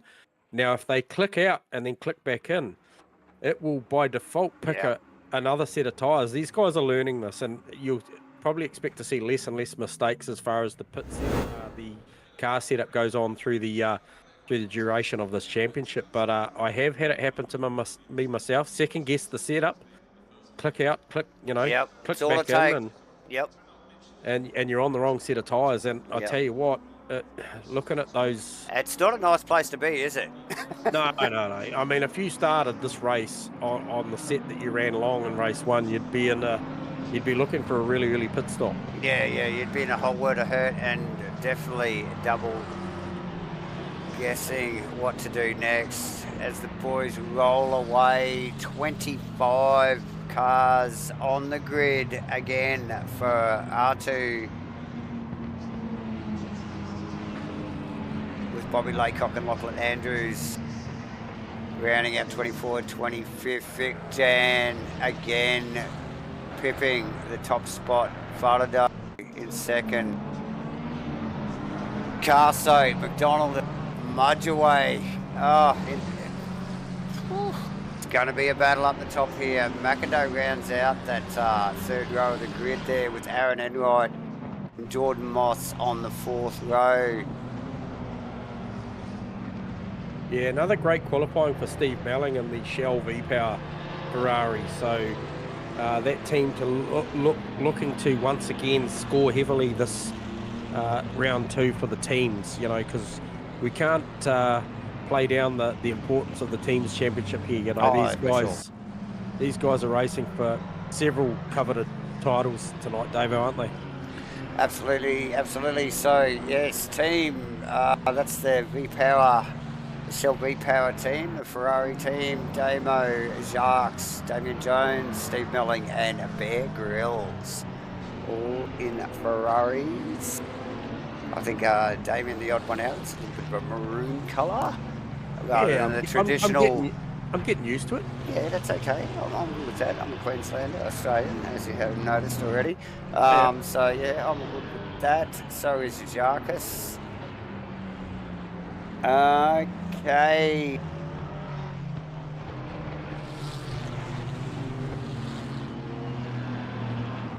"40-minute race again. Obviously, we keep repeating it. Tyres will be on the mind of all of the drivers. Plenty of strategy going on. These sprint races have turned into a little tiny enduro strategy-wise. Really managing what they've got in the luggage. How much have they got left? Not much, J-Man. No, mate. Not much. You know, as each minute goes by and this thing, it's less than it really. It is. Not a lot of weaving going on. There's not a lot of tyre warming going on, I'll tell you. I guess one of the big things is, though, is who who spends their credit in stint 1 and who spends it in the after the pit stops, you know, because, you know, there'd be a portion of guys that have got a good set of tyres for this race. Yeah. But they got to do 2 stints. So at the end of the day, they're either going to use the good ones at the start or they're going to use them to come home. And I guess it'll be relative to your starting position and what's around you. And maybe, Absolutely. you know, there'll be guys that'll be factoring as we see them file up 2 abreast as to who they're racing. And if they think that they didn't qualify as good as they should have and they've got more pace, they may spend their credit early. For sure, for sure. As we see again, Vic Chan leading the pack around out of Casio. Mate, where do you look? Before race starts, it'll be on again. Watch this battle. Watch pretty well 2nd to 7th, maybe even 8th here. 2023 Asrnz GT3 Series Race 2, round 2 at Suzuka, and we are green, J-Man. Nice clean start from everybody in the top 4. Oh, yes. Top 4 rows, nice and tidy, side by side. Lot of 2 abreast stuff still going on. From 10th position down, it's just about 2 abreast all the way back through the field. Yeah, we see them filter down to single file as they come up through the snake. Yeah, up to 3, 4, and 5. Into 6 here, and before they do this last left-hander up the hill. Sort of on camber as they enter, but it sort of peters off the camber as they run up over the hill. Into the Degners. Mitch Campbell in 19th, 14th, 11th, 10th. My daughter's going nuts. Yeah, it's on. We got three portions. It's the usual thing, isn't it? Jordan Moss 9th, Mitch Campbell 10th, 11th Adam Falcon. Vic Chan again. Checking out. Look at the lead he has there. That's got to be 20. McDonald, they're not even halfway through the lap as they come around Spoon there. Mudgeway in 5th. McIndoe Enright's pretty well status. Ford Martin in 8th, actually. It's mighty upper position. Gordon Moss in 9th and Mitch Campbell in 10th from, I think, 14th or something. Yeah, so lots going on, especially in that mid-pack, that P10. Oh, you know, where does it start? It probably, to be honest, it actually starts at McIndoe and that. Pretty well. That's the second pack. Yep. There's a little gap between McIndoe and Mudgeway, and then it goes all the way back to Riley Price. As they run across the line for the first time. Race 2 here at Suzuka. Mitch Campbell already ducking and weaving, showing his intent. Farado, can he hold these guys out? J-Man, look at him. He's just got a trainer car. He does. I just picked up that Falconer ran wide out of 1, and that would have hurt him terribly. And it looks like Price actually rounded him up. Yep. In the 979 car, he did. Yep, and that is Steve Melling just tucked in behind him there too. And if you just look at there, that is Mitch Campbell and Jordan Moss. Now, we saw Mitch down here. I think it was on Rusty Shackelford. Yeah, beautiful pass.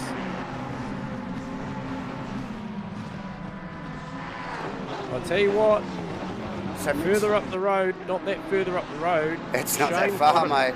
Shane Farado was already the cork in the bottle there. Oh, yeah. He's like the old guy in the fast lane on the freeway, guys. I think that is going to come unstuck eventually.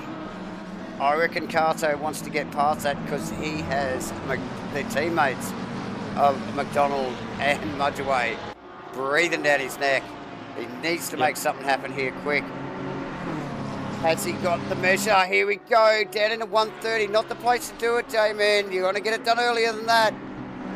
What's the braking area here? Well, he has a look. Oh, he tags him up. Gets out of it. McDonald's in there. Oh, it's tight. It's bloody tight.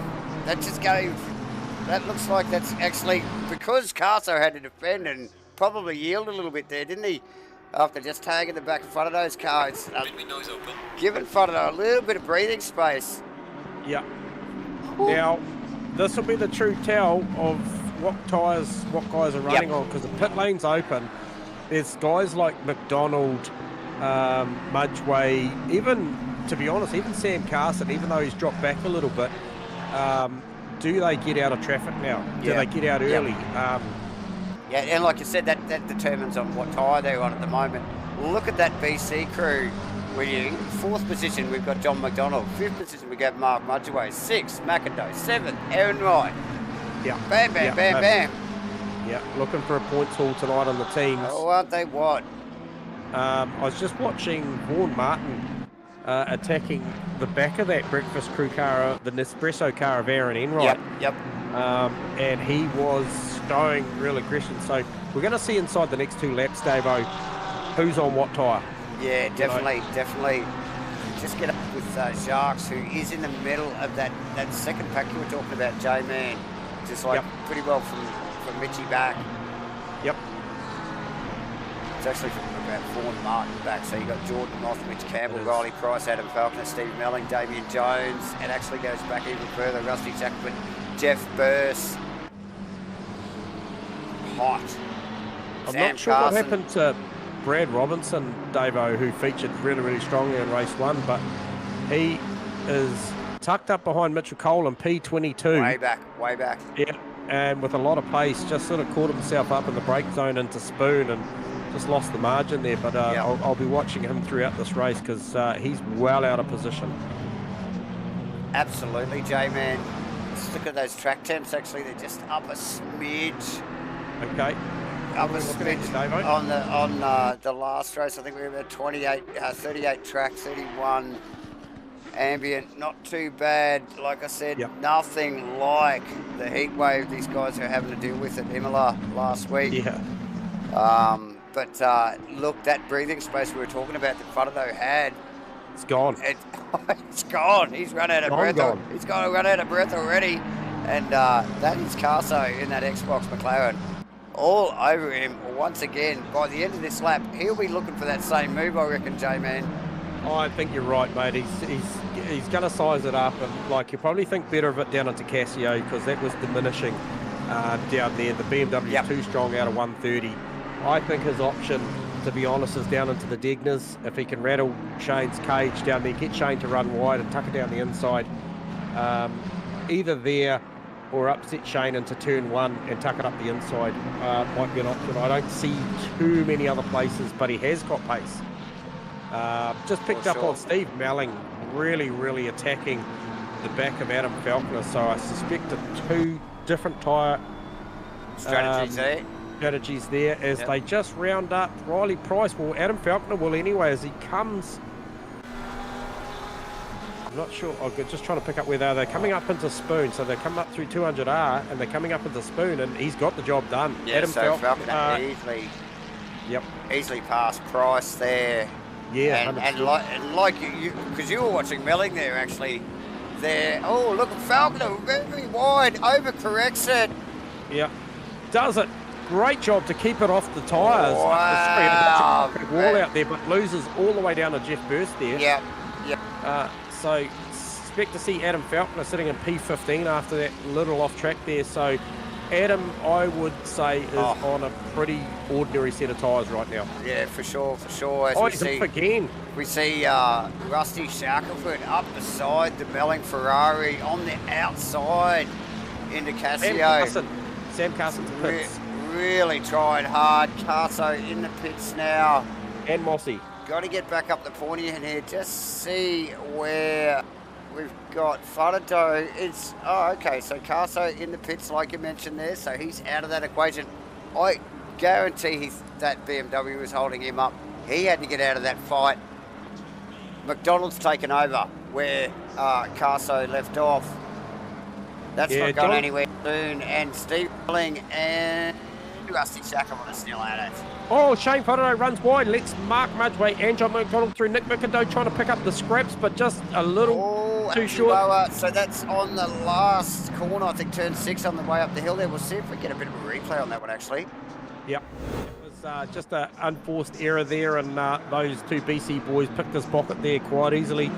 Was lucky that it probably wasn't 3 or even 4, because the Nespresso car's sitting right there too. Oh, just dipped the wheels on the outside. Easily done. Yeah, In between the runoff roads there. Really slowed the car down. He had nothing. He's really got to get out of it. And like you said, McIndoe looking to take advantage of that. And he's got Aaron Enright right behind him as well. So, yeah, look, I don't think it gets any easier, but what it does do is it plays Shane out of the battle now with Sam Carson and Jordan Moss, because those guys pitted together looking for an early undercut. So I think we're on a pretty ordinary set of tyres. So the fact that Carso was attacking him on pretty borrowed rubber says that, look for Carso. I think he's going to come back strong. So two BC boys need to press on here. They need to get into a rhythm. And do you think that BMW's on a worn tyre, J-Man? Just looking at he's in. He's in. There you go. There you go. Enough said. Yeah. Riley Price just coming out of Casio as well. Who out of these three? None of them. And Riley Price, Steve Melling, Rusty Shackelford. All through. Mitch Campbell up into 8, J-Man. He was down in the teens at the start of the race. We are only 5 laps in.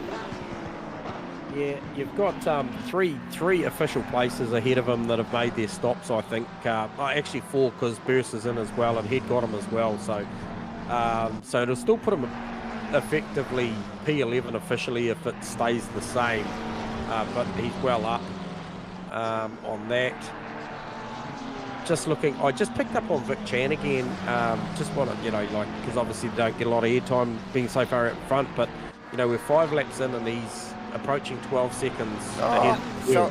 Okay, sorry to interrupt, J-Man. We just see Riley Price off, basically replicating what we saw with Shane Faraday, just dipping the outside wheels off up out of the last of the snake corners there, the left-hander up over the hill, and just letting Steve Melling and Rusty Shackelford past.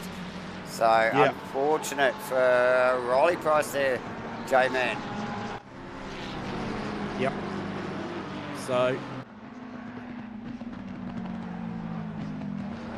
Vic Chan's dropped down into the 59.8, 59.9 last time. John McDonald running a 201.6. Okay, and so we've had Faraday in the pits. Yes. And out, and has now Carso hot on his tail. Oh, okay. So he did come out in front of Carso and Moss. Yes. Okay. I thought that undercut might have worked. Well, look, considering he had a little off-track excursion as well. Yep, so can't have been the best pit stop for Carso. For Carso. No, that's what I'm thinking there, yeah. So John McDonald's just come across for a 2:01.0, so he's got good pace on. Obviously, he's still a long way off of Vic Chan's times. Well, he's actually only a couple of 3/10 off the last step around, but just pulling away from Mudgeway. Hard to match Vic Chan when he's basically doing the same time he was doing in qualifying, as we see Carso well wide in the spoon. Looks like he just might have taken a little bit of basic action. He came in a little bit hotter than Faraday. Just let the car run wide to miss the back of the BMW and out of track, slowed down, and that battle will ensue. Now Falconer's in the pits. Now Falconer was engaged in that battle earlier on and had that run wide where we saw those guys come past him. So already strong showing. I'm thinking that the breakfast crew cars of McDonald and Munchway are potentially on their best set. And if that is the case, that is quite a masterclass, because if they can go out and make a heap of good laps now, which they're doing, they are potentially both podium place cars, given that they got past all those guys early with Shane running off and Carso coming into the pits and whatnot. But and to look at that teams wise, we've got McDonald again, Mudgeway, Nick McIndoe, and Aaron Enright. They're all in the breakfast crew team. Yep. So good little points haul for the boys there. If they can bring it to fruition, it's still a long way to go, mate. So with over 25 minutes to go in the race, it's on definitely. Just you mentioned Brad Robinson. I just picked up that he is just sneaking up behind Bear Grylls. He wants to make a move into Casio. Nice, clean pass from Brad Robinson. Clearly got the pace on Bear Grylls. Yeah, beautiful pass. So that's Vaughan Martin, Mitchell Campbell in the lane, also Riley Price in the lane. So Lachlan Andrews in the lane as well. A lot more earlier stops with Isn't there? Yeah.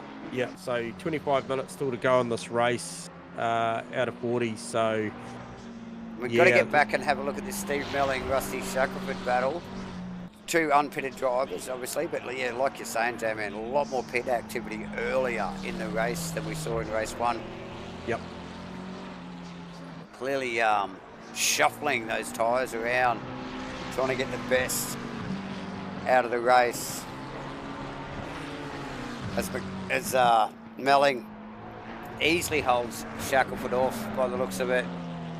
Yeah, just making his apexes at the moment. Oh, absolutely. Laycock and Phil Davidson actually still running at some good, solid pace in very close contact, though. So even the slightest mistake by either will be a great loss. They will be focused heavily on their marks, obviously, J-Man. And again, always ever thinking about that pit stop and making sure that they get it nailed in, out, and on the blocks, mate. Yeah, I think already round 2, from what I'm hearing, these guys are well prepared. When they get to a Thursday night, there's a lot of practice, whether it be race pace or pit stopping, I mean, especially outfits like 777, we keep talking about Breakfast Crew and how they're going, but just looking through the field currently as we stand still with pit stops to shake out, Rusty Shackelford, Brad Robinson, and I'm going to pick on maybe Vaughan Martin, who has pit stopped the 776 car. Teams-wise, those guys are looking really, really good tonight. There's been plenty to talk about next week with those guys as well. For sure. And Vaughan, very speedy in this race. It's shown a good set of heels, mate. And, mate, awesome recovery from... Positional change nice work. Front too. Yes, I saw these boys getting closer a little bit earlier. I just wonder, obviously, team orders, Mudgie's tyres maybe just a little bit more on point than John McDonald's. Or whether there was a little bit of a wriggle and a bit of a mistake, we don't know. We've missed that. We're just concentrating on a little bit of other action going on in the field there. But yes, positional change from the two top boys in the BC crew there at the moment. And just focusing on their race. Look, they're not going to chase down Vic Chant. They know that. This is a race. They may as well be running first and second in their heads, with it, isn't it, J-Man? So yeah, but I'm not sure what happened there, but you'd like to think that maybe it was relatively cleanly done and it didn't upset them too much. There was quite a big difference between Mudgeway and McDonald's time last round. A 1.8 plays a 2.5, so there's quite a bit in it. There's good 7/10ths in it. Yeah. And, remembering that these guys are racing Shane Fonadow, Sam Carson, and what is probably Vaughan Martin now, because Vaughan Martin just had a very, very good pit stop.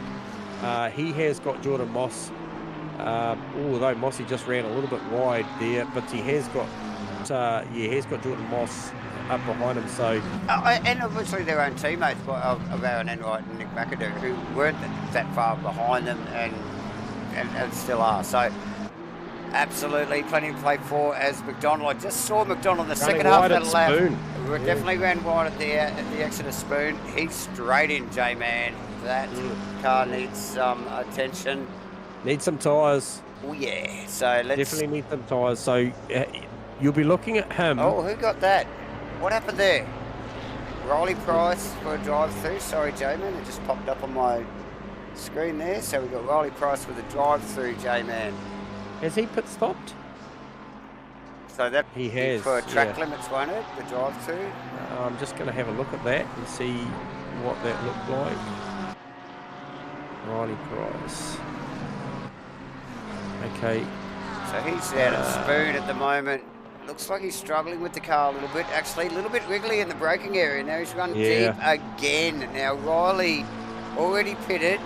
He'll be fumbling around with the buttons there, surely, just trying to sort out what he's going to do. He's got to do a drive through here. He can't stop and do anything worse. Yes. But it's going to be very, very close between McDonald and Fodado on pit road here. Okay, let's get onto this. Where is McDonald? Shane's comfortably got them undercut. Both Carso and Carso, look at that. Easily done as McDonald sneaks out behind there. He'll put himself in between himself and Vaughan Martin, who's coming hot. Yeah, so Vaughan Martin, actually another pitted driver. So, like I said, clean set of hills from Vaughan tonight in race 2, J-Man. Man, he's showing some pace. Yeah, he is. And just looking at those boys' times, Shane Fodado, Sam Carson, Vaughan Martin, all in the mid 201s. Mark Mudgway currently in the low 202.3s. So Mudgway's losing time to the undercut. He's those got to boys. He's got to go. Yeah. As we just see Vaughan Martin weaving all over the back of McDonald's car actually there, J-Man, into the deck. He's now under the bridge. He can just probably feel the vulnerability. Obviously, McDonald just out of the pits, just cycling his tyres up. So trying to pounce, but it's got a long way to go. We will just have a look and see where Mudgy is. So Aaron Enright in the lane too. Mudgy stayed out. Yeah, runs another 202.4, so that time's falling away from that tyre. Mickindo was well quicker than him that lap on a 1.7. Mudgway's bleeding time here. Not only to his teammate, but the guys he's racing around. So this is clearly the worst set with 19 minutes to go. And Frodado's doing 1.7s, mate. Yeah, and Carthen's doing 1.7s. I thought they were a shoo-in for a podium, but this is this tyre strategy, mate. It's going to play out. These guys do play a long game, so I am expecting Mudgway to put on a pretty good tyre, but I think he's got to do it soon. As Frodado with Sam Carson. Right on him. 18.5 minutes to go. You just look in the background there. That is John McDonald and Vaughan Martin and the Porsche of Jordan Moss, actually. Jordan Moss, and they all round up Aaron Enright. They do. That was Enright coming out of the pits there. I thought it was, as that Xbox car ranges ever so close to the back of that BMW now. Again, J-Man. Now, we saw this before they did their pit stops. Ooh, where did he make his move this time? Because you know he's going to have a crack. You just he's know going to have a go. He's going to have a go. Yeah, we saw Shane make that mistake early. Obviously, Carso with not a great pit stop, because I would have thought he would have got him. But however, their line is steering again. That would be a track cut right there from Carso, the way he ran out to the left-hand side of the deck. In between the two apexes of the deck there, down to the hairpin there. So he's pushing. Without a doubt, as we just get in the helmet of actually Sam Carson there, Mudgway, as we suspected, had to come in, losing time. Hand over fist. So where is Shane Fodado? He is coming through. We're through Spoon. We're actually watching. We're in Sam Carson's car, J-Man, as we follow these boys down, out of Spoon, down the back straight here. Carson, a little bit tucked under the wing of that BMW. We know the pace of that BMW is solid, and it's definitely solid under brakes down here in the Casio. Well committed here. This is going to be close. I think they're going to get him. It's going to be close because Mudgway's at the very end of pit lane out towards the pit limiter, so he's... As they round the final corner out of Casio, they run down across the line. Here we go. We'll watch it live from Frodado's car. Mickindo got him in the pits. There it is. Past both of them. Past both of them, yeah. But positional change there for BC Racing. Mickindo got him. Yep. Nice work from McIndoe. In and out and off the jacks. Yep. Nicely. I suspect there'll be team orders involved here, J-Man. Yeah, Interesting to see how potentially. long these guys run in position like this now. So nice work from Carso. It might be a go get him. It might be a go get him, and if he can't, I'll take it back at the end. Yep. Again, you know, these guys are cagey about their tyre strategy. They're not exactly sure who is running on a green tyre at the end of the final stint of this race. No.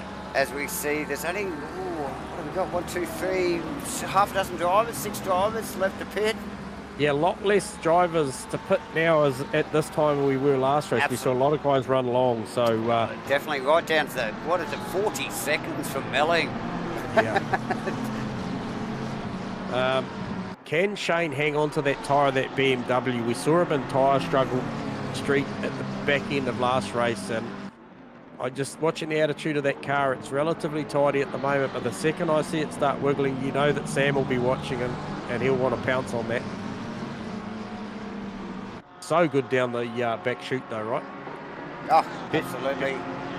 Air Grill's in the lane, Brad Robertson in the lane, Vic Chan leading this thing by a country mile. Steve Melling, unpitted, currently sitting in P2 with Rusty Shackelford in P3 behind him. First year pit stop is Shane Fodderno. Done a great job given that he had that little off track. So Bobby Laycock just peels off into the pit lane. Yep, and just perfect timing actually for these boys. Rusty backmarker to these guys as they come around and across the start finish line. Perfect timing, good. So Jordan Moss has got Vaughan Martin too while I wasn't watching. I don't know if you picked up on that, Davo. No. Oh, Vaughan just runs it wide into one. So Completely missed his brakes. Yeah, hasn't lost anything from it. Jordan Moss still in front, and that's Aaron Enright and Jarks. Damon Jones in behind. That car doesn't look happy still. J-Man very slippery up the hill from Vaughan Martin. The back end of that car, he looks like he's struggling there. Yep. Again, we've got Shackelford and Melling and Vic Chan leaving it right to the end.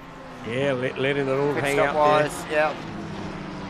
So the battle up there between Fodderno, Carson, Mickindo and Mudgero. I can tell you now that Mickindo's along with all the pressure on Carso, but they kind of dropped Mudgey off the back of this one. They have. So I wonder whether Mudgey was running his good tyre in the first stint. Just definitely dropped off the back of the pack here, leaving teammate Nick McAdoe in the Milo painted. with a good run out of speed. Look at that, right up on the back of Carso. Carso's stopped his focus from the back of that BMW now to his rearview mirror. And that mirror is full of Milo McLaren from the BC team. So they run down into Casio. Big heavy break here. Super blind, little awkward little chicane. Rusty Shackelford in the lane leaves Steve Melling and Vic Chan out to be the only two. Still over 8 minutes to go for the pit stops, J-Man. So these guys have got plenty of time, haven't they, mate? Oh, they have got a lot of time.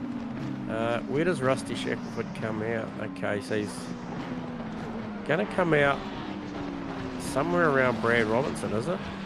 Yeah, it will be. It'll be somewhere around Brad Robertson. Yeah, so it'll be in front of Brad, I'd say. Yes. Yep. It's Brad, rounds 1. So, yes, who are we waiting for? Steve Melling and Vic Chan, like you said, J-Man. Fodderno, Sam Carson, Nick McIndoe still on it, and look where it is now. Carso back with his focus on the back of that BMW. Look, he really needs to make a move on that car if he wants to get rid of the Milo car behind him, doesn't he, mate? Yeah, well, Nick looks comfy. I think Nick's probably saved this up, and he's got a great set of tyres for this second part of this race. So it looks pretty settled in there, looking pretty solid. Doesn't look like he's working too hard for it at the moment. We've got Jordan Moss giving John McDonald a whole bunch of pressure as well, J-Man, and they're only just down the road here a little bit from those guys. We were just looking at Mudgeway, McIndoe, Sam Carson, and Shane Faraday. Plenty to play for yet. A little under 11 minutes to go. 6.5 odd minutes left in the pit stop window. Yeah, I'm going to be interested to see where Steve Melling plays out on this, because he was in a real good fight with, I believe at the time it was with Rusty Shackelford. Yes. So if he comes out somewhere where P12, P13, he'd be pretty happy. You know, Stephen's fighting for the Pro-Am title, so, you know, when we put it into perspective, this is a strong performance. Vaughan Martin and P9, that's a really solid effort at the moment. Comes across just now on a 2:02.3, so he's got good pace in that car. Shane's doing a great job with all the pressure that he's had. Oh, easily what? Both races, really.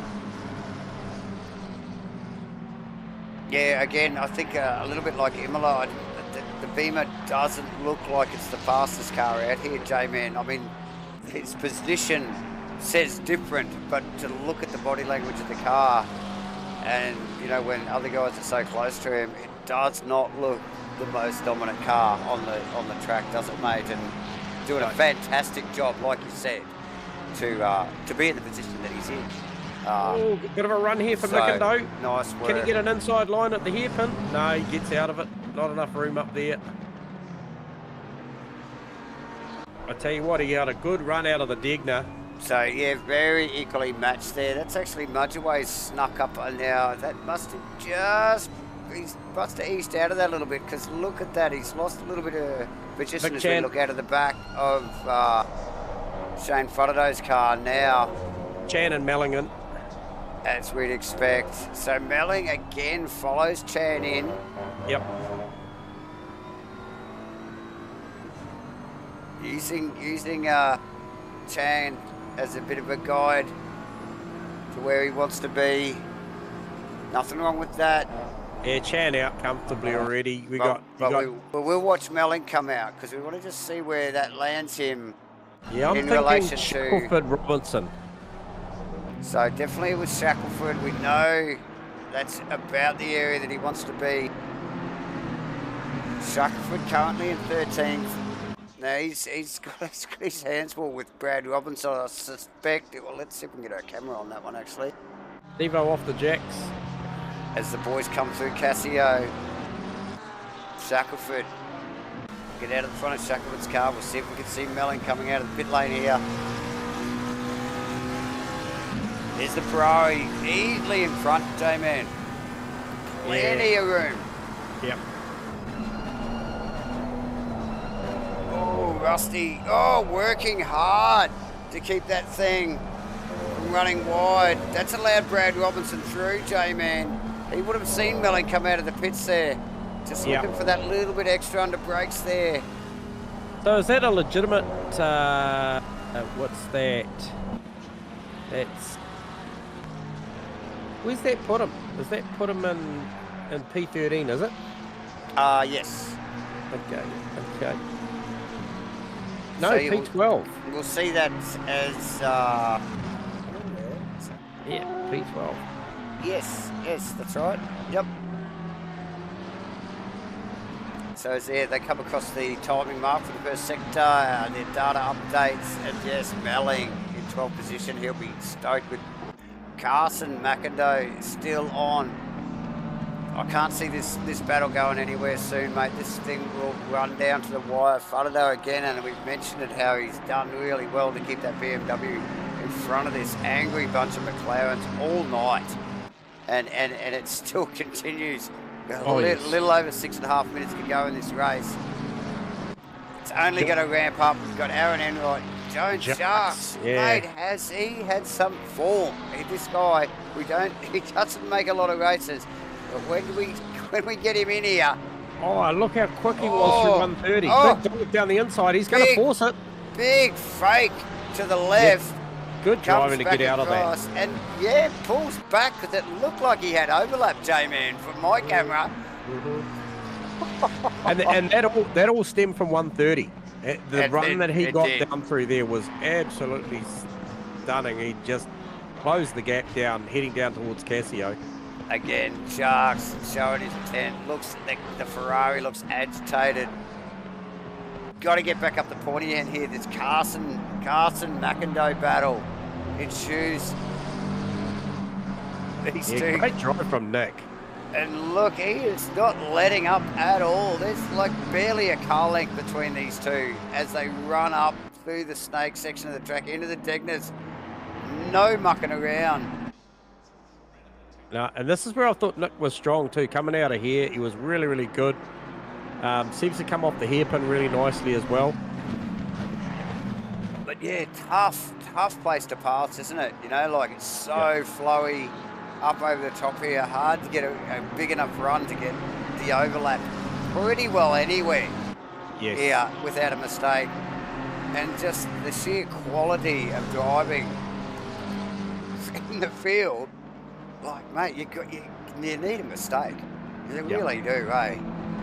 I got my eyes still just in the background on Jarks because he's just showing the intent everywhere. Yeah. That he wants. And he's getting impatient. That Ferrari looking definitely speedy compared to Enride's McLaren for sure. McLaren there. So and who's that in the background? Sneaking up behind him with the headlights ablaze. That is Mitch Campbell now. He was down in the mid-teens at the start of the race. 14 till 15s, I think he qualified. Not probably where he wanted to be. So he is chasing down a top 10 here. But he's only got 4 minutes to do it. Oh, he's going to have to work for it. He's coming though. He is coming. He's definitely coming along quickly. That's actually Steve Melling behind him there too, J-Man. In 12th position. Yeah, great drive from Steve. He's just got to do everything to try and hold off a late, hard-charging Brad Robinson. And Absolutely. These guys are good mates. I often hear these guys chatting in Discord and that. So definitely, you're looking at potentially what is a Pro-Am and a Pro. Obviously, categories have got to get sorted out by round 3 or the end of round 3. So a little bit of shuffling, I think, going to go on. Looking at the performance of Vaughan Martin, who's currently sitting in P8. Big question marks around Vaughan Martin's performances on track because he is fast. Yeah. So definitely a little bit of a shuffle around here and there. It won't affect probably 95% of the field. Just the odd driver here or there. Maybe 98. That were unclassified basically at the start of the season. So we'll work that out after round 3, like you said, J-Man at Kyalami, where the salami comes from. Yep. So, but that's next week. We've still got. Oh, big wiggle there from Sam Carson's going to give 3 minutes to go, and he's suffering. Yeah, I think she's going to be game on with 2 3/4 minutes. Oh, mate, he's got another. They got the end of this lap, and he's ranging up on the outside. He's going to make him shallow. Does he look to just break a touch early and come underneath him here? It's not quite an overlap. Oh, that would definitely be a cut. That Xbox card does not look comfortable, and we saw this in race 1 where just those last couple of laps, the rears start to go, and they can be so vulnerable. You just don't see it coming, and then all of a sudden, bam, okay, it's on. Yeah, 100%. These guys, the Nick McIndoe, and he's a real racer in real life. He pedals a BMW touring car. He also pedals karts. He'll know what's in front of him. He'll see that car move, wiggle, and then he'll just keep the pressure on and look for something late in the piece. However, he is a racer. If it doesn't come, he won't force it. So. Yeah, absolutely. We just pick up on Mitch Campbell and Damien Jones. Mitch Campbell ranged right up on the back of that Ferrari now, letting Damien know he's right there. Yes. And if he wants to party, it's time. The time is now. Oh, and look at this Brad Robertson, Steve Belling. Look how close that is. Big wiggle from Brad Robertson coming through the snake there. Got to keep it up the Picasso up the front here. Yeah. He's got to stretch his legs a little bit.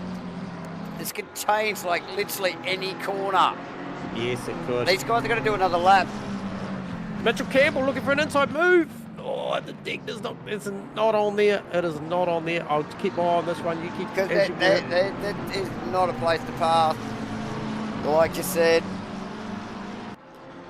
Xbox car just got a little bit of a stretch of the legs here. He needs every millisecond of breathing space he can get out of it. So Milling. Robinson on Melling. Yeah, whips it up out of the hairpin, which gives Steve-O the drive out of the hairpin as they head up to Spoon. Steve-O will hold on to that, but he is under massive attack. Aaron Enright's probably breathing a sigh of relief because now Damien's concentrating on Mitch Campbell as we hear Vic Chan runs across the start-finish line for the final lap. Yep. Carso just got that little gap. That settled down, breathing a sigh of relief. McDonald and Moss close. Oh, look at these 5 cars coming out of 130. We've got Aaron Enright holding off. Oh, Damien super wide. Fakes again. Malik covers down the inside into Cassio. Oh, rightly so. Mitch Campbell. Oh, Jones with a run wide is going to give Mitchie plenty of intent down into turn 1. He has got drive. How far up can he get? Now, he did this on the last lap. Jones covered, but he's got a better run this time. He's got this. He's got this. Oh, a little bit of hip and shoulder. A little bit of contact. There's still 2 by 2 by 2. Jones he's got to make it live out there because he'll have right to the next corner. Mitch. Oh! He does it. And Brad Jones. Brad Robinson on the outside. He's going to hold that. He made that work as well. Oh, my, J-Man. Yeah. Beautiful. I don't think it's over. Steve's not happy about that pass. He wants it back. A typical Asrnz final laps of the race. It is not over until they've all got across the line. Look at that group of cars, J-Man.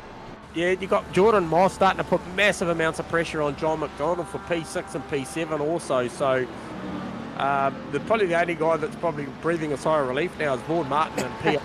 He's not getting attacked or attacking. Yeah, Carso's probably breathing a sigh of relief too at the moment as well. As they go Vic too Chan soon. rounds Cassio, comes to take the check flag. Well done, Vic Chan, but there's plenty going on behind you, pal. So Vic Chan across the line for a stunning win. Wraps up the weekend easily. Garso holds out the 2 McLeods of McIndoe and Sam Carson. These guys are going to go at it right to the end. There's only one more braking area left. McIndoe's got nothing for him. It's going to be Faraday. Second, Carso. Third, fourth, McIndoe. Nice tidy exit. Everybody's tidy as. Mudgeway will get 5th. Don McDonald 6th. Got to get back here. Max is looking at Enright again down on the Cassio. Not quite. Just thinks better of it. Mitchie's looking to attack Jarks because of that. A little bit of wiggle. Coming off of Mitchie's Cassio. looking. Mitchie's still looking, and he had a bit of a run on him before, but look at this. Look at the close run. this is. Look at the run. To the line. Has the Ferrari got it? No. He got it. He's there. How Beautiful close finish. was that? Brad Robinson wanted on that party. So did Stephen Melling coming through in P13. Rusty Shackelford just holds off Jeff Burst for 14th. Only 15th. just too, mate. And with Adam Kalkner, 16th. Kenny Simpson coming out of Cassio to take 17th. Bear Grylls currently coming through 130R on his own, so he's probably got no pressure there for Riley Price, who's coming through 130R now. Woo. I tell you, I don't know what these guys do to leave it down to the last minute of this race, but they do it week in, week out. Oh, mate, it's epic. We could literally just turn up for the last 2 minutes, Davo. Right. So, the eyes start getting tired, and you're just like, yeah, and then it just goes bang, and it's on. yeah. So there we go. So, Phil Davison rounding out for 20. 21, Mike King. Phil Turner, 21. I think we lost. Oh, we Mike lost King, one. yeah. Actually, Mikey King. Yep. Okay. Yeah, Mitchell Cole, 22. Cole. Yeah, Bobby Laycock and Lachlan Andrews rounding out 25 drivers. J-Man, what a freaking cracking night of racing. Outstanding driving from these guys. They, take a bow, the lot of you, because, man, you and I, Davo, we turn up, mate, for the luxury of watching these guys go at it. And what a show. What a show. Oh, I'm gonna get my breath. That was awesome. Yeah. That was So awesome. we'll get into it. We'll grab Let's do it. P3 Let's do for it, race mate. 2 was Sam Carson back in the winner's circle again. Carson, you got a comms on us? G'day, gentlemen. How are we? Mate, what a show. What a show, mate. You attacked, you were being attacked. How was that for you? Well, I'm sweaty, so that's probably a good description of how that was. That was You worked for it then, by the sounds of it. absolutely, yeah. It was good. The first 20 minutes, I was trying to get past Shane, but his just defense was too good, and the only area I could probably get him was in the first corner, and I had to be right on him to make it happen. Yeah, so talk to us about that first stint, mate, because up here looking at the data, Shane had a little run wide. Technically, I thought, oh, you're in a pretty good position there to get him in the pit stops. Was your pit stop not as good as you liked, or? Oh, I ran a little bit. I missed my brake marker on the final chicane, so I think I lost maybe half a second there, and that might have been enough to. But I think the pit itself felt pretty good.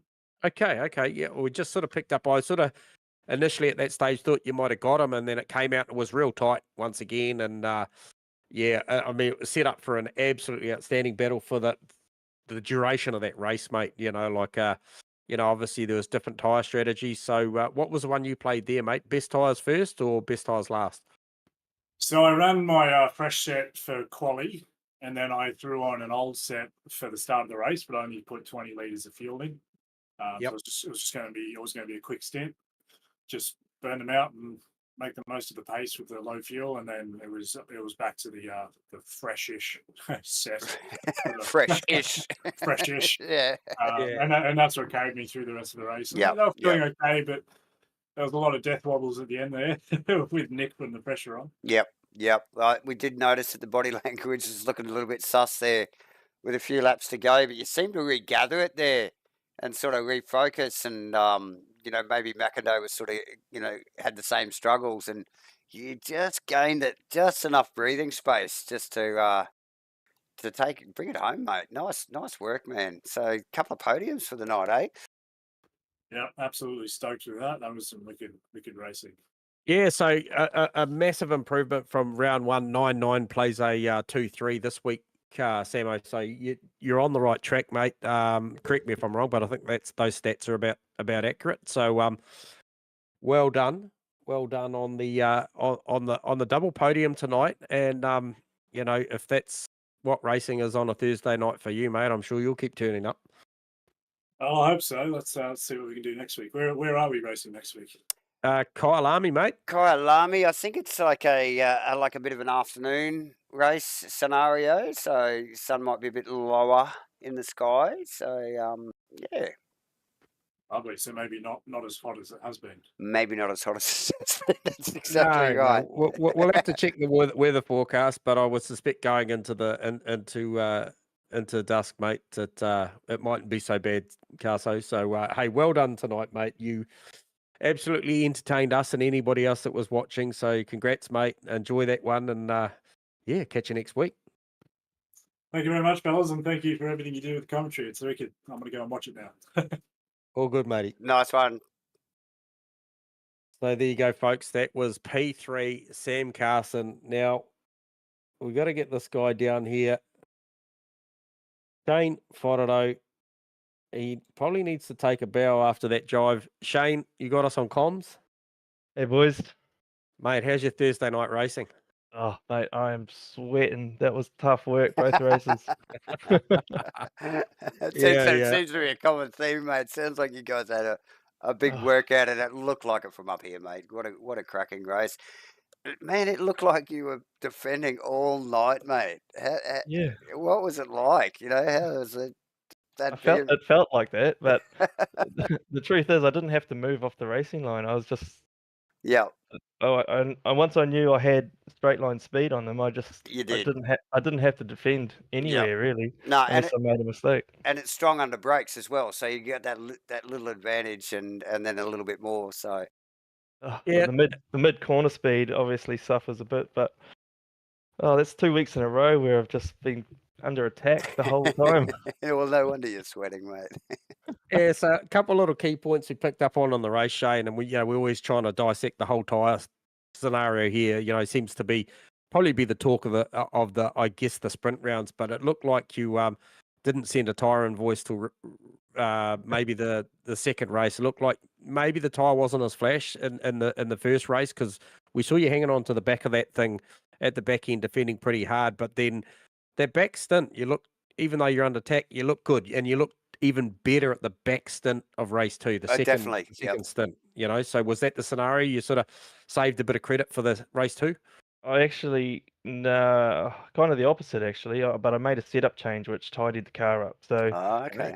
so in race 1, I tried to do the undercut.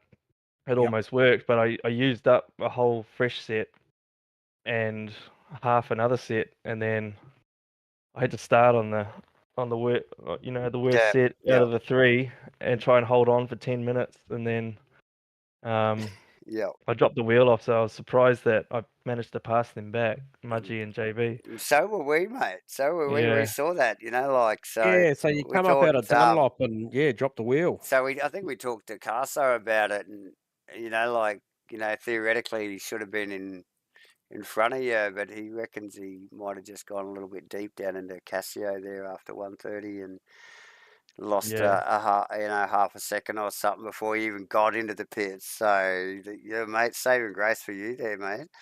Yeah, like I nailed my pit stop tonight, so that's probably Nice. helped. Yeah. And just tried to settle the car down on that second race because I was sliding everywhere, like you said, on the first one. On the first one, yeah. It didn't look healthy, and you looked it looked so vulnerable with a couple of laps to go. We're like, oh no. Man, looking forward to watching it back. Yeah, no. Yeah. Oh, well, it was Good super stuff. entertaining, mate. Like, honestly, it's just the racing you guys are providing for us and the viewers and yourselves, you know, at the moment is just, it's second to none that I've witnessed in a fairly long time. You know, like, you guys are turning up prepared and just giving us a hell of a show. So well done on that. A well-deserved P2, mate. Well done. Yes, mate. Well, I didn't even see where P1 was. No. Smashed us tonight. The thing's already on the trailer, and he's flown out of the country, mate. That thing's already on its way to Kyalami, mate. I don't think they're going to do any setup changes to it either. It's just, I was wanting a 1-2 photo sort of finish, but he was half a lap ahead. No, well done, mate. And great for the points. Great for your team's points as well. Tonight was a really good night for you boys. So well done. And looking forward to seeing how the cars roll out at Kyalami, actually, because we're sort of, obviously the Kunos default BOP at different tracks is playing in as well. I think, you know, Vic was clearly unstoppable tonight, but had the car underneath him as well. Yeah, no, he was a beast tonight. So yeah, looking forward to the next one. And that was fun. Awesome, Shane. Cheers, dude. Good on you, mate. Enjoy the stream, and hopefully we talk to you next week. Cheers, guys. Yep. Catch up. Cheers, See you, mate. Well, that was Shane, Sam Carson, aka Shane Fodado, aka Shane Slambo. Fodado, should I say? Yep. And we shall cometh the man, cometh the minute. Vic Chan, you got us on comms?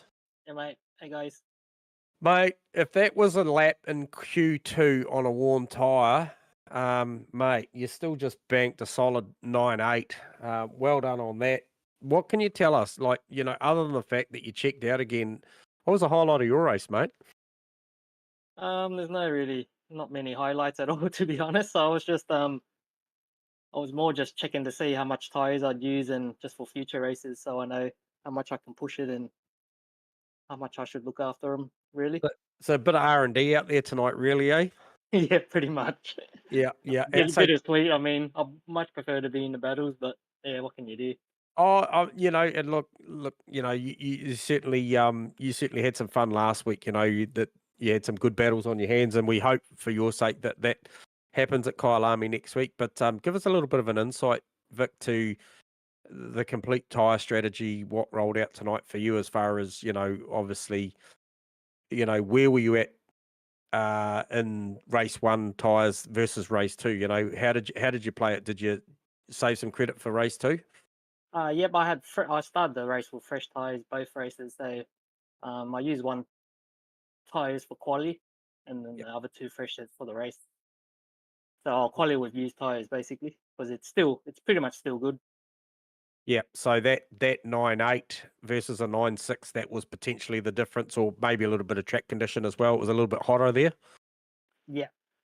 Okay. I'd Well, run long with my first fresh tyres, run as long as I can, and before the pit window. And then so you Mate, don't use much tyres for the so you can have a decent tyres for quali 2. of course. Well, whatever you're doing, mate, it's working. yeah, we just said we thought, the car definitely, was on the trailer already. yeah, definitely worked tonight here at Suzuka. Anyway, that Lambo really just lapped it up around here, didn't it, mate? It felt comfortable, yeah. Yeah, I think the BAP was a bit overdone here for the Lambo. Eh? It felt like it. Yeah. Oh yeah, but we know the quality that you can steer, mate. So it was nice to, albeit you didn't get a lot of airtime, we knew what you were doing and you're out there checking out, mate. So like we can only hope that you get a bit of a challenge from someone next week and mix it up for you to keep it interesting.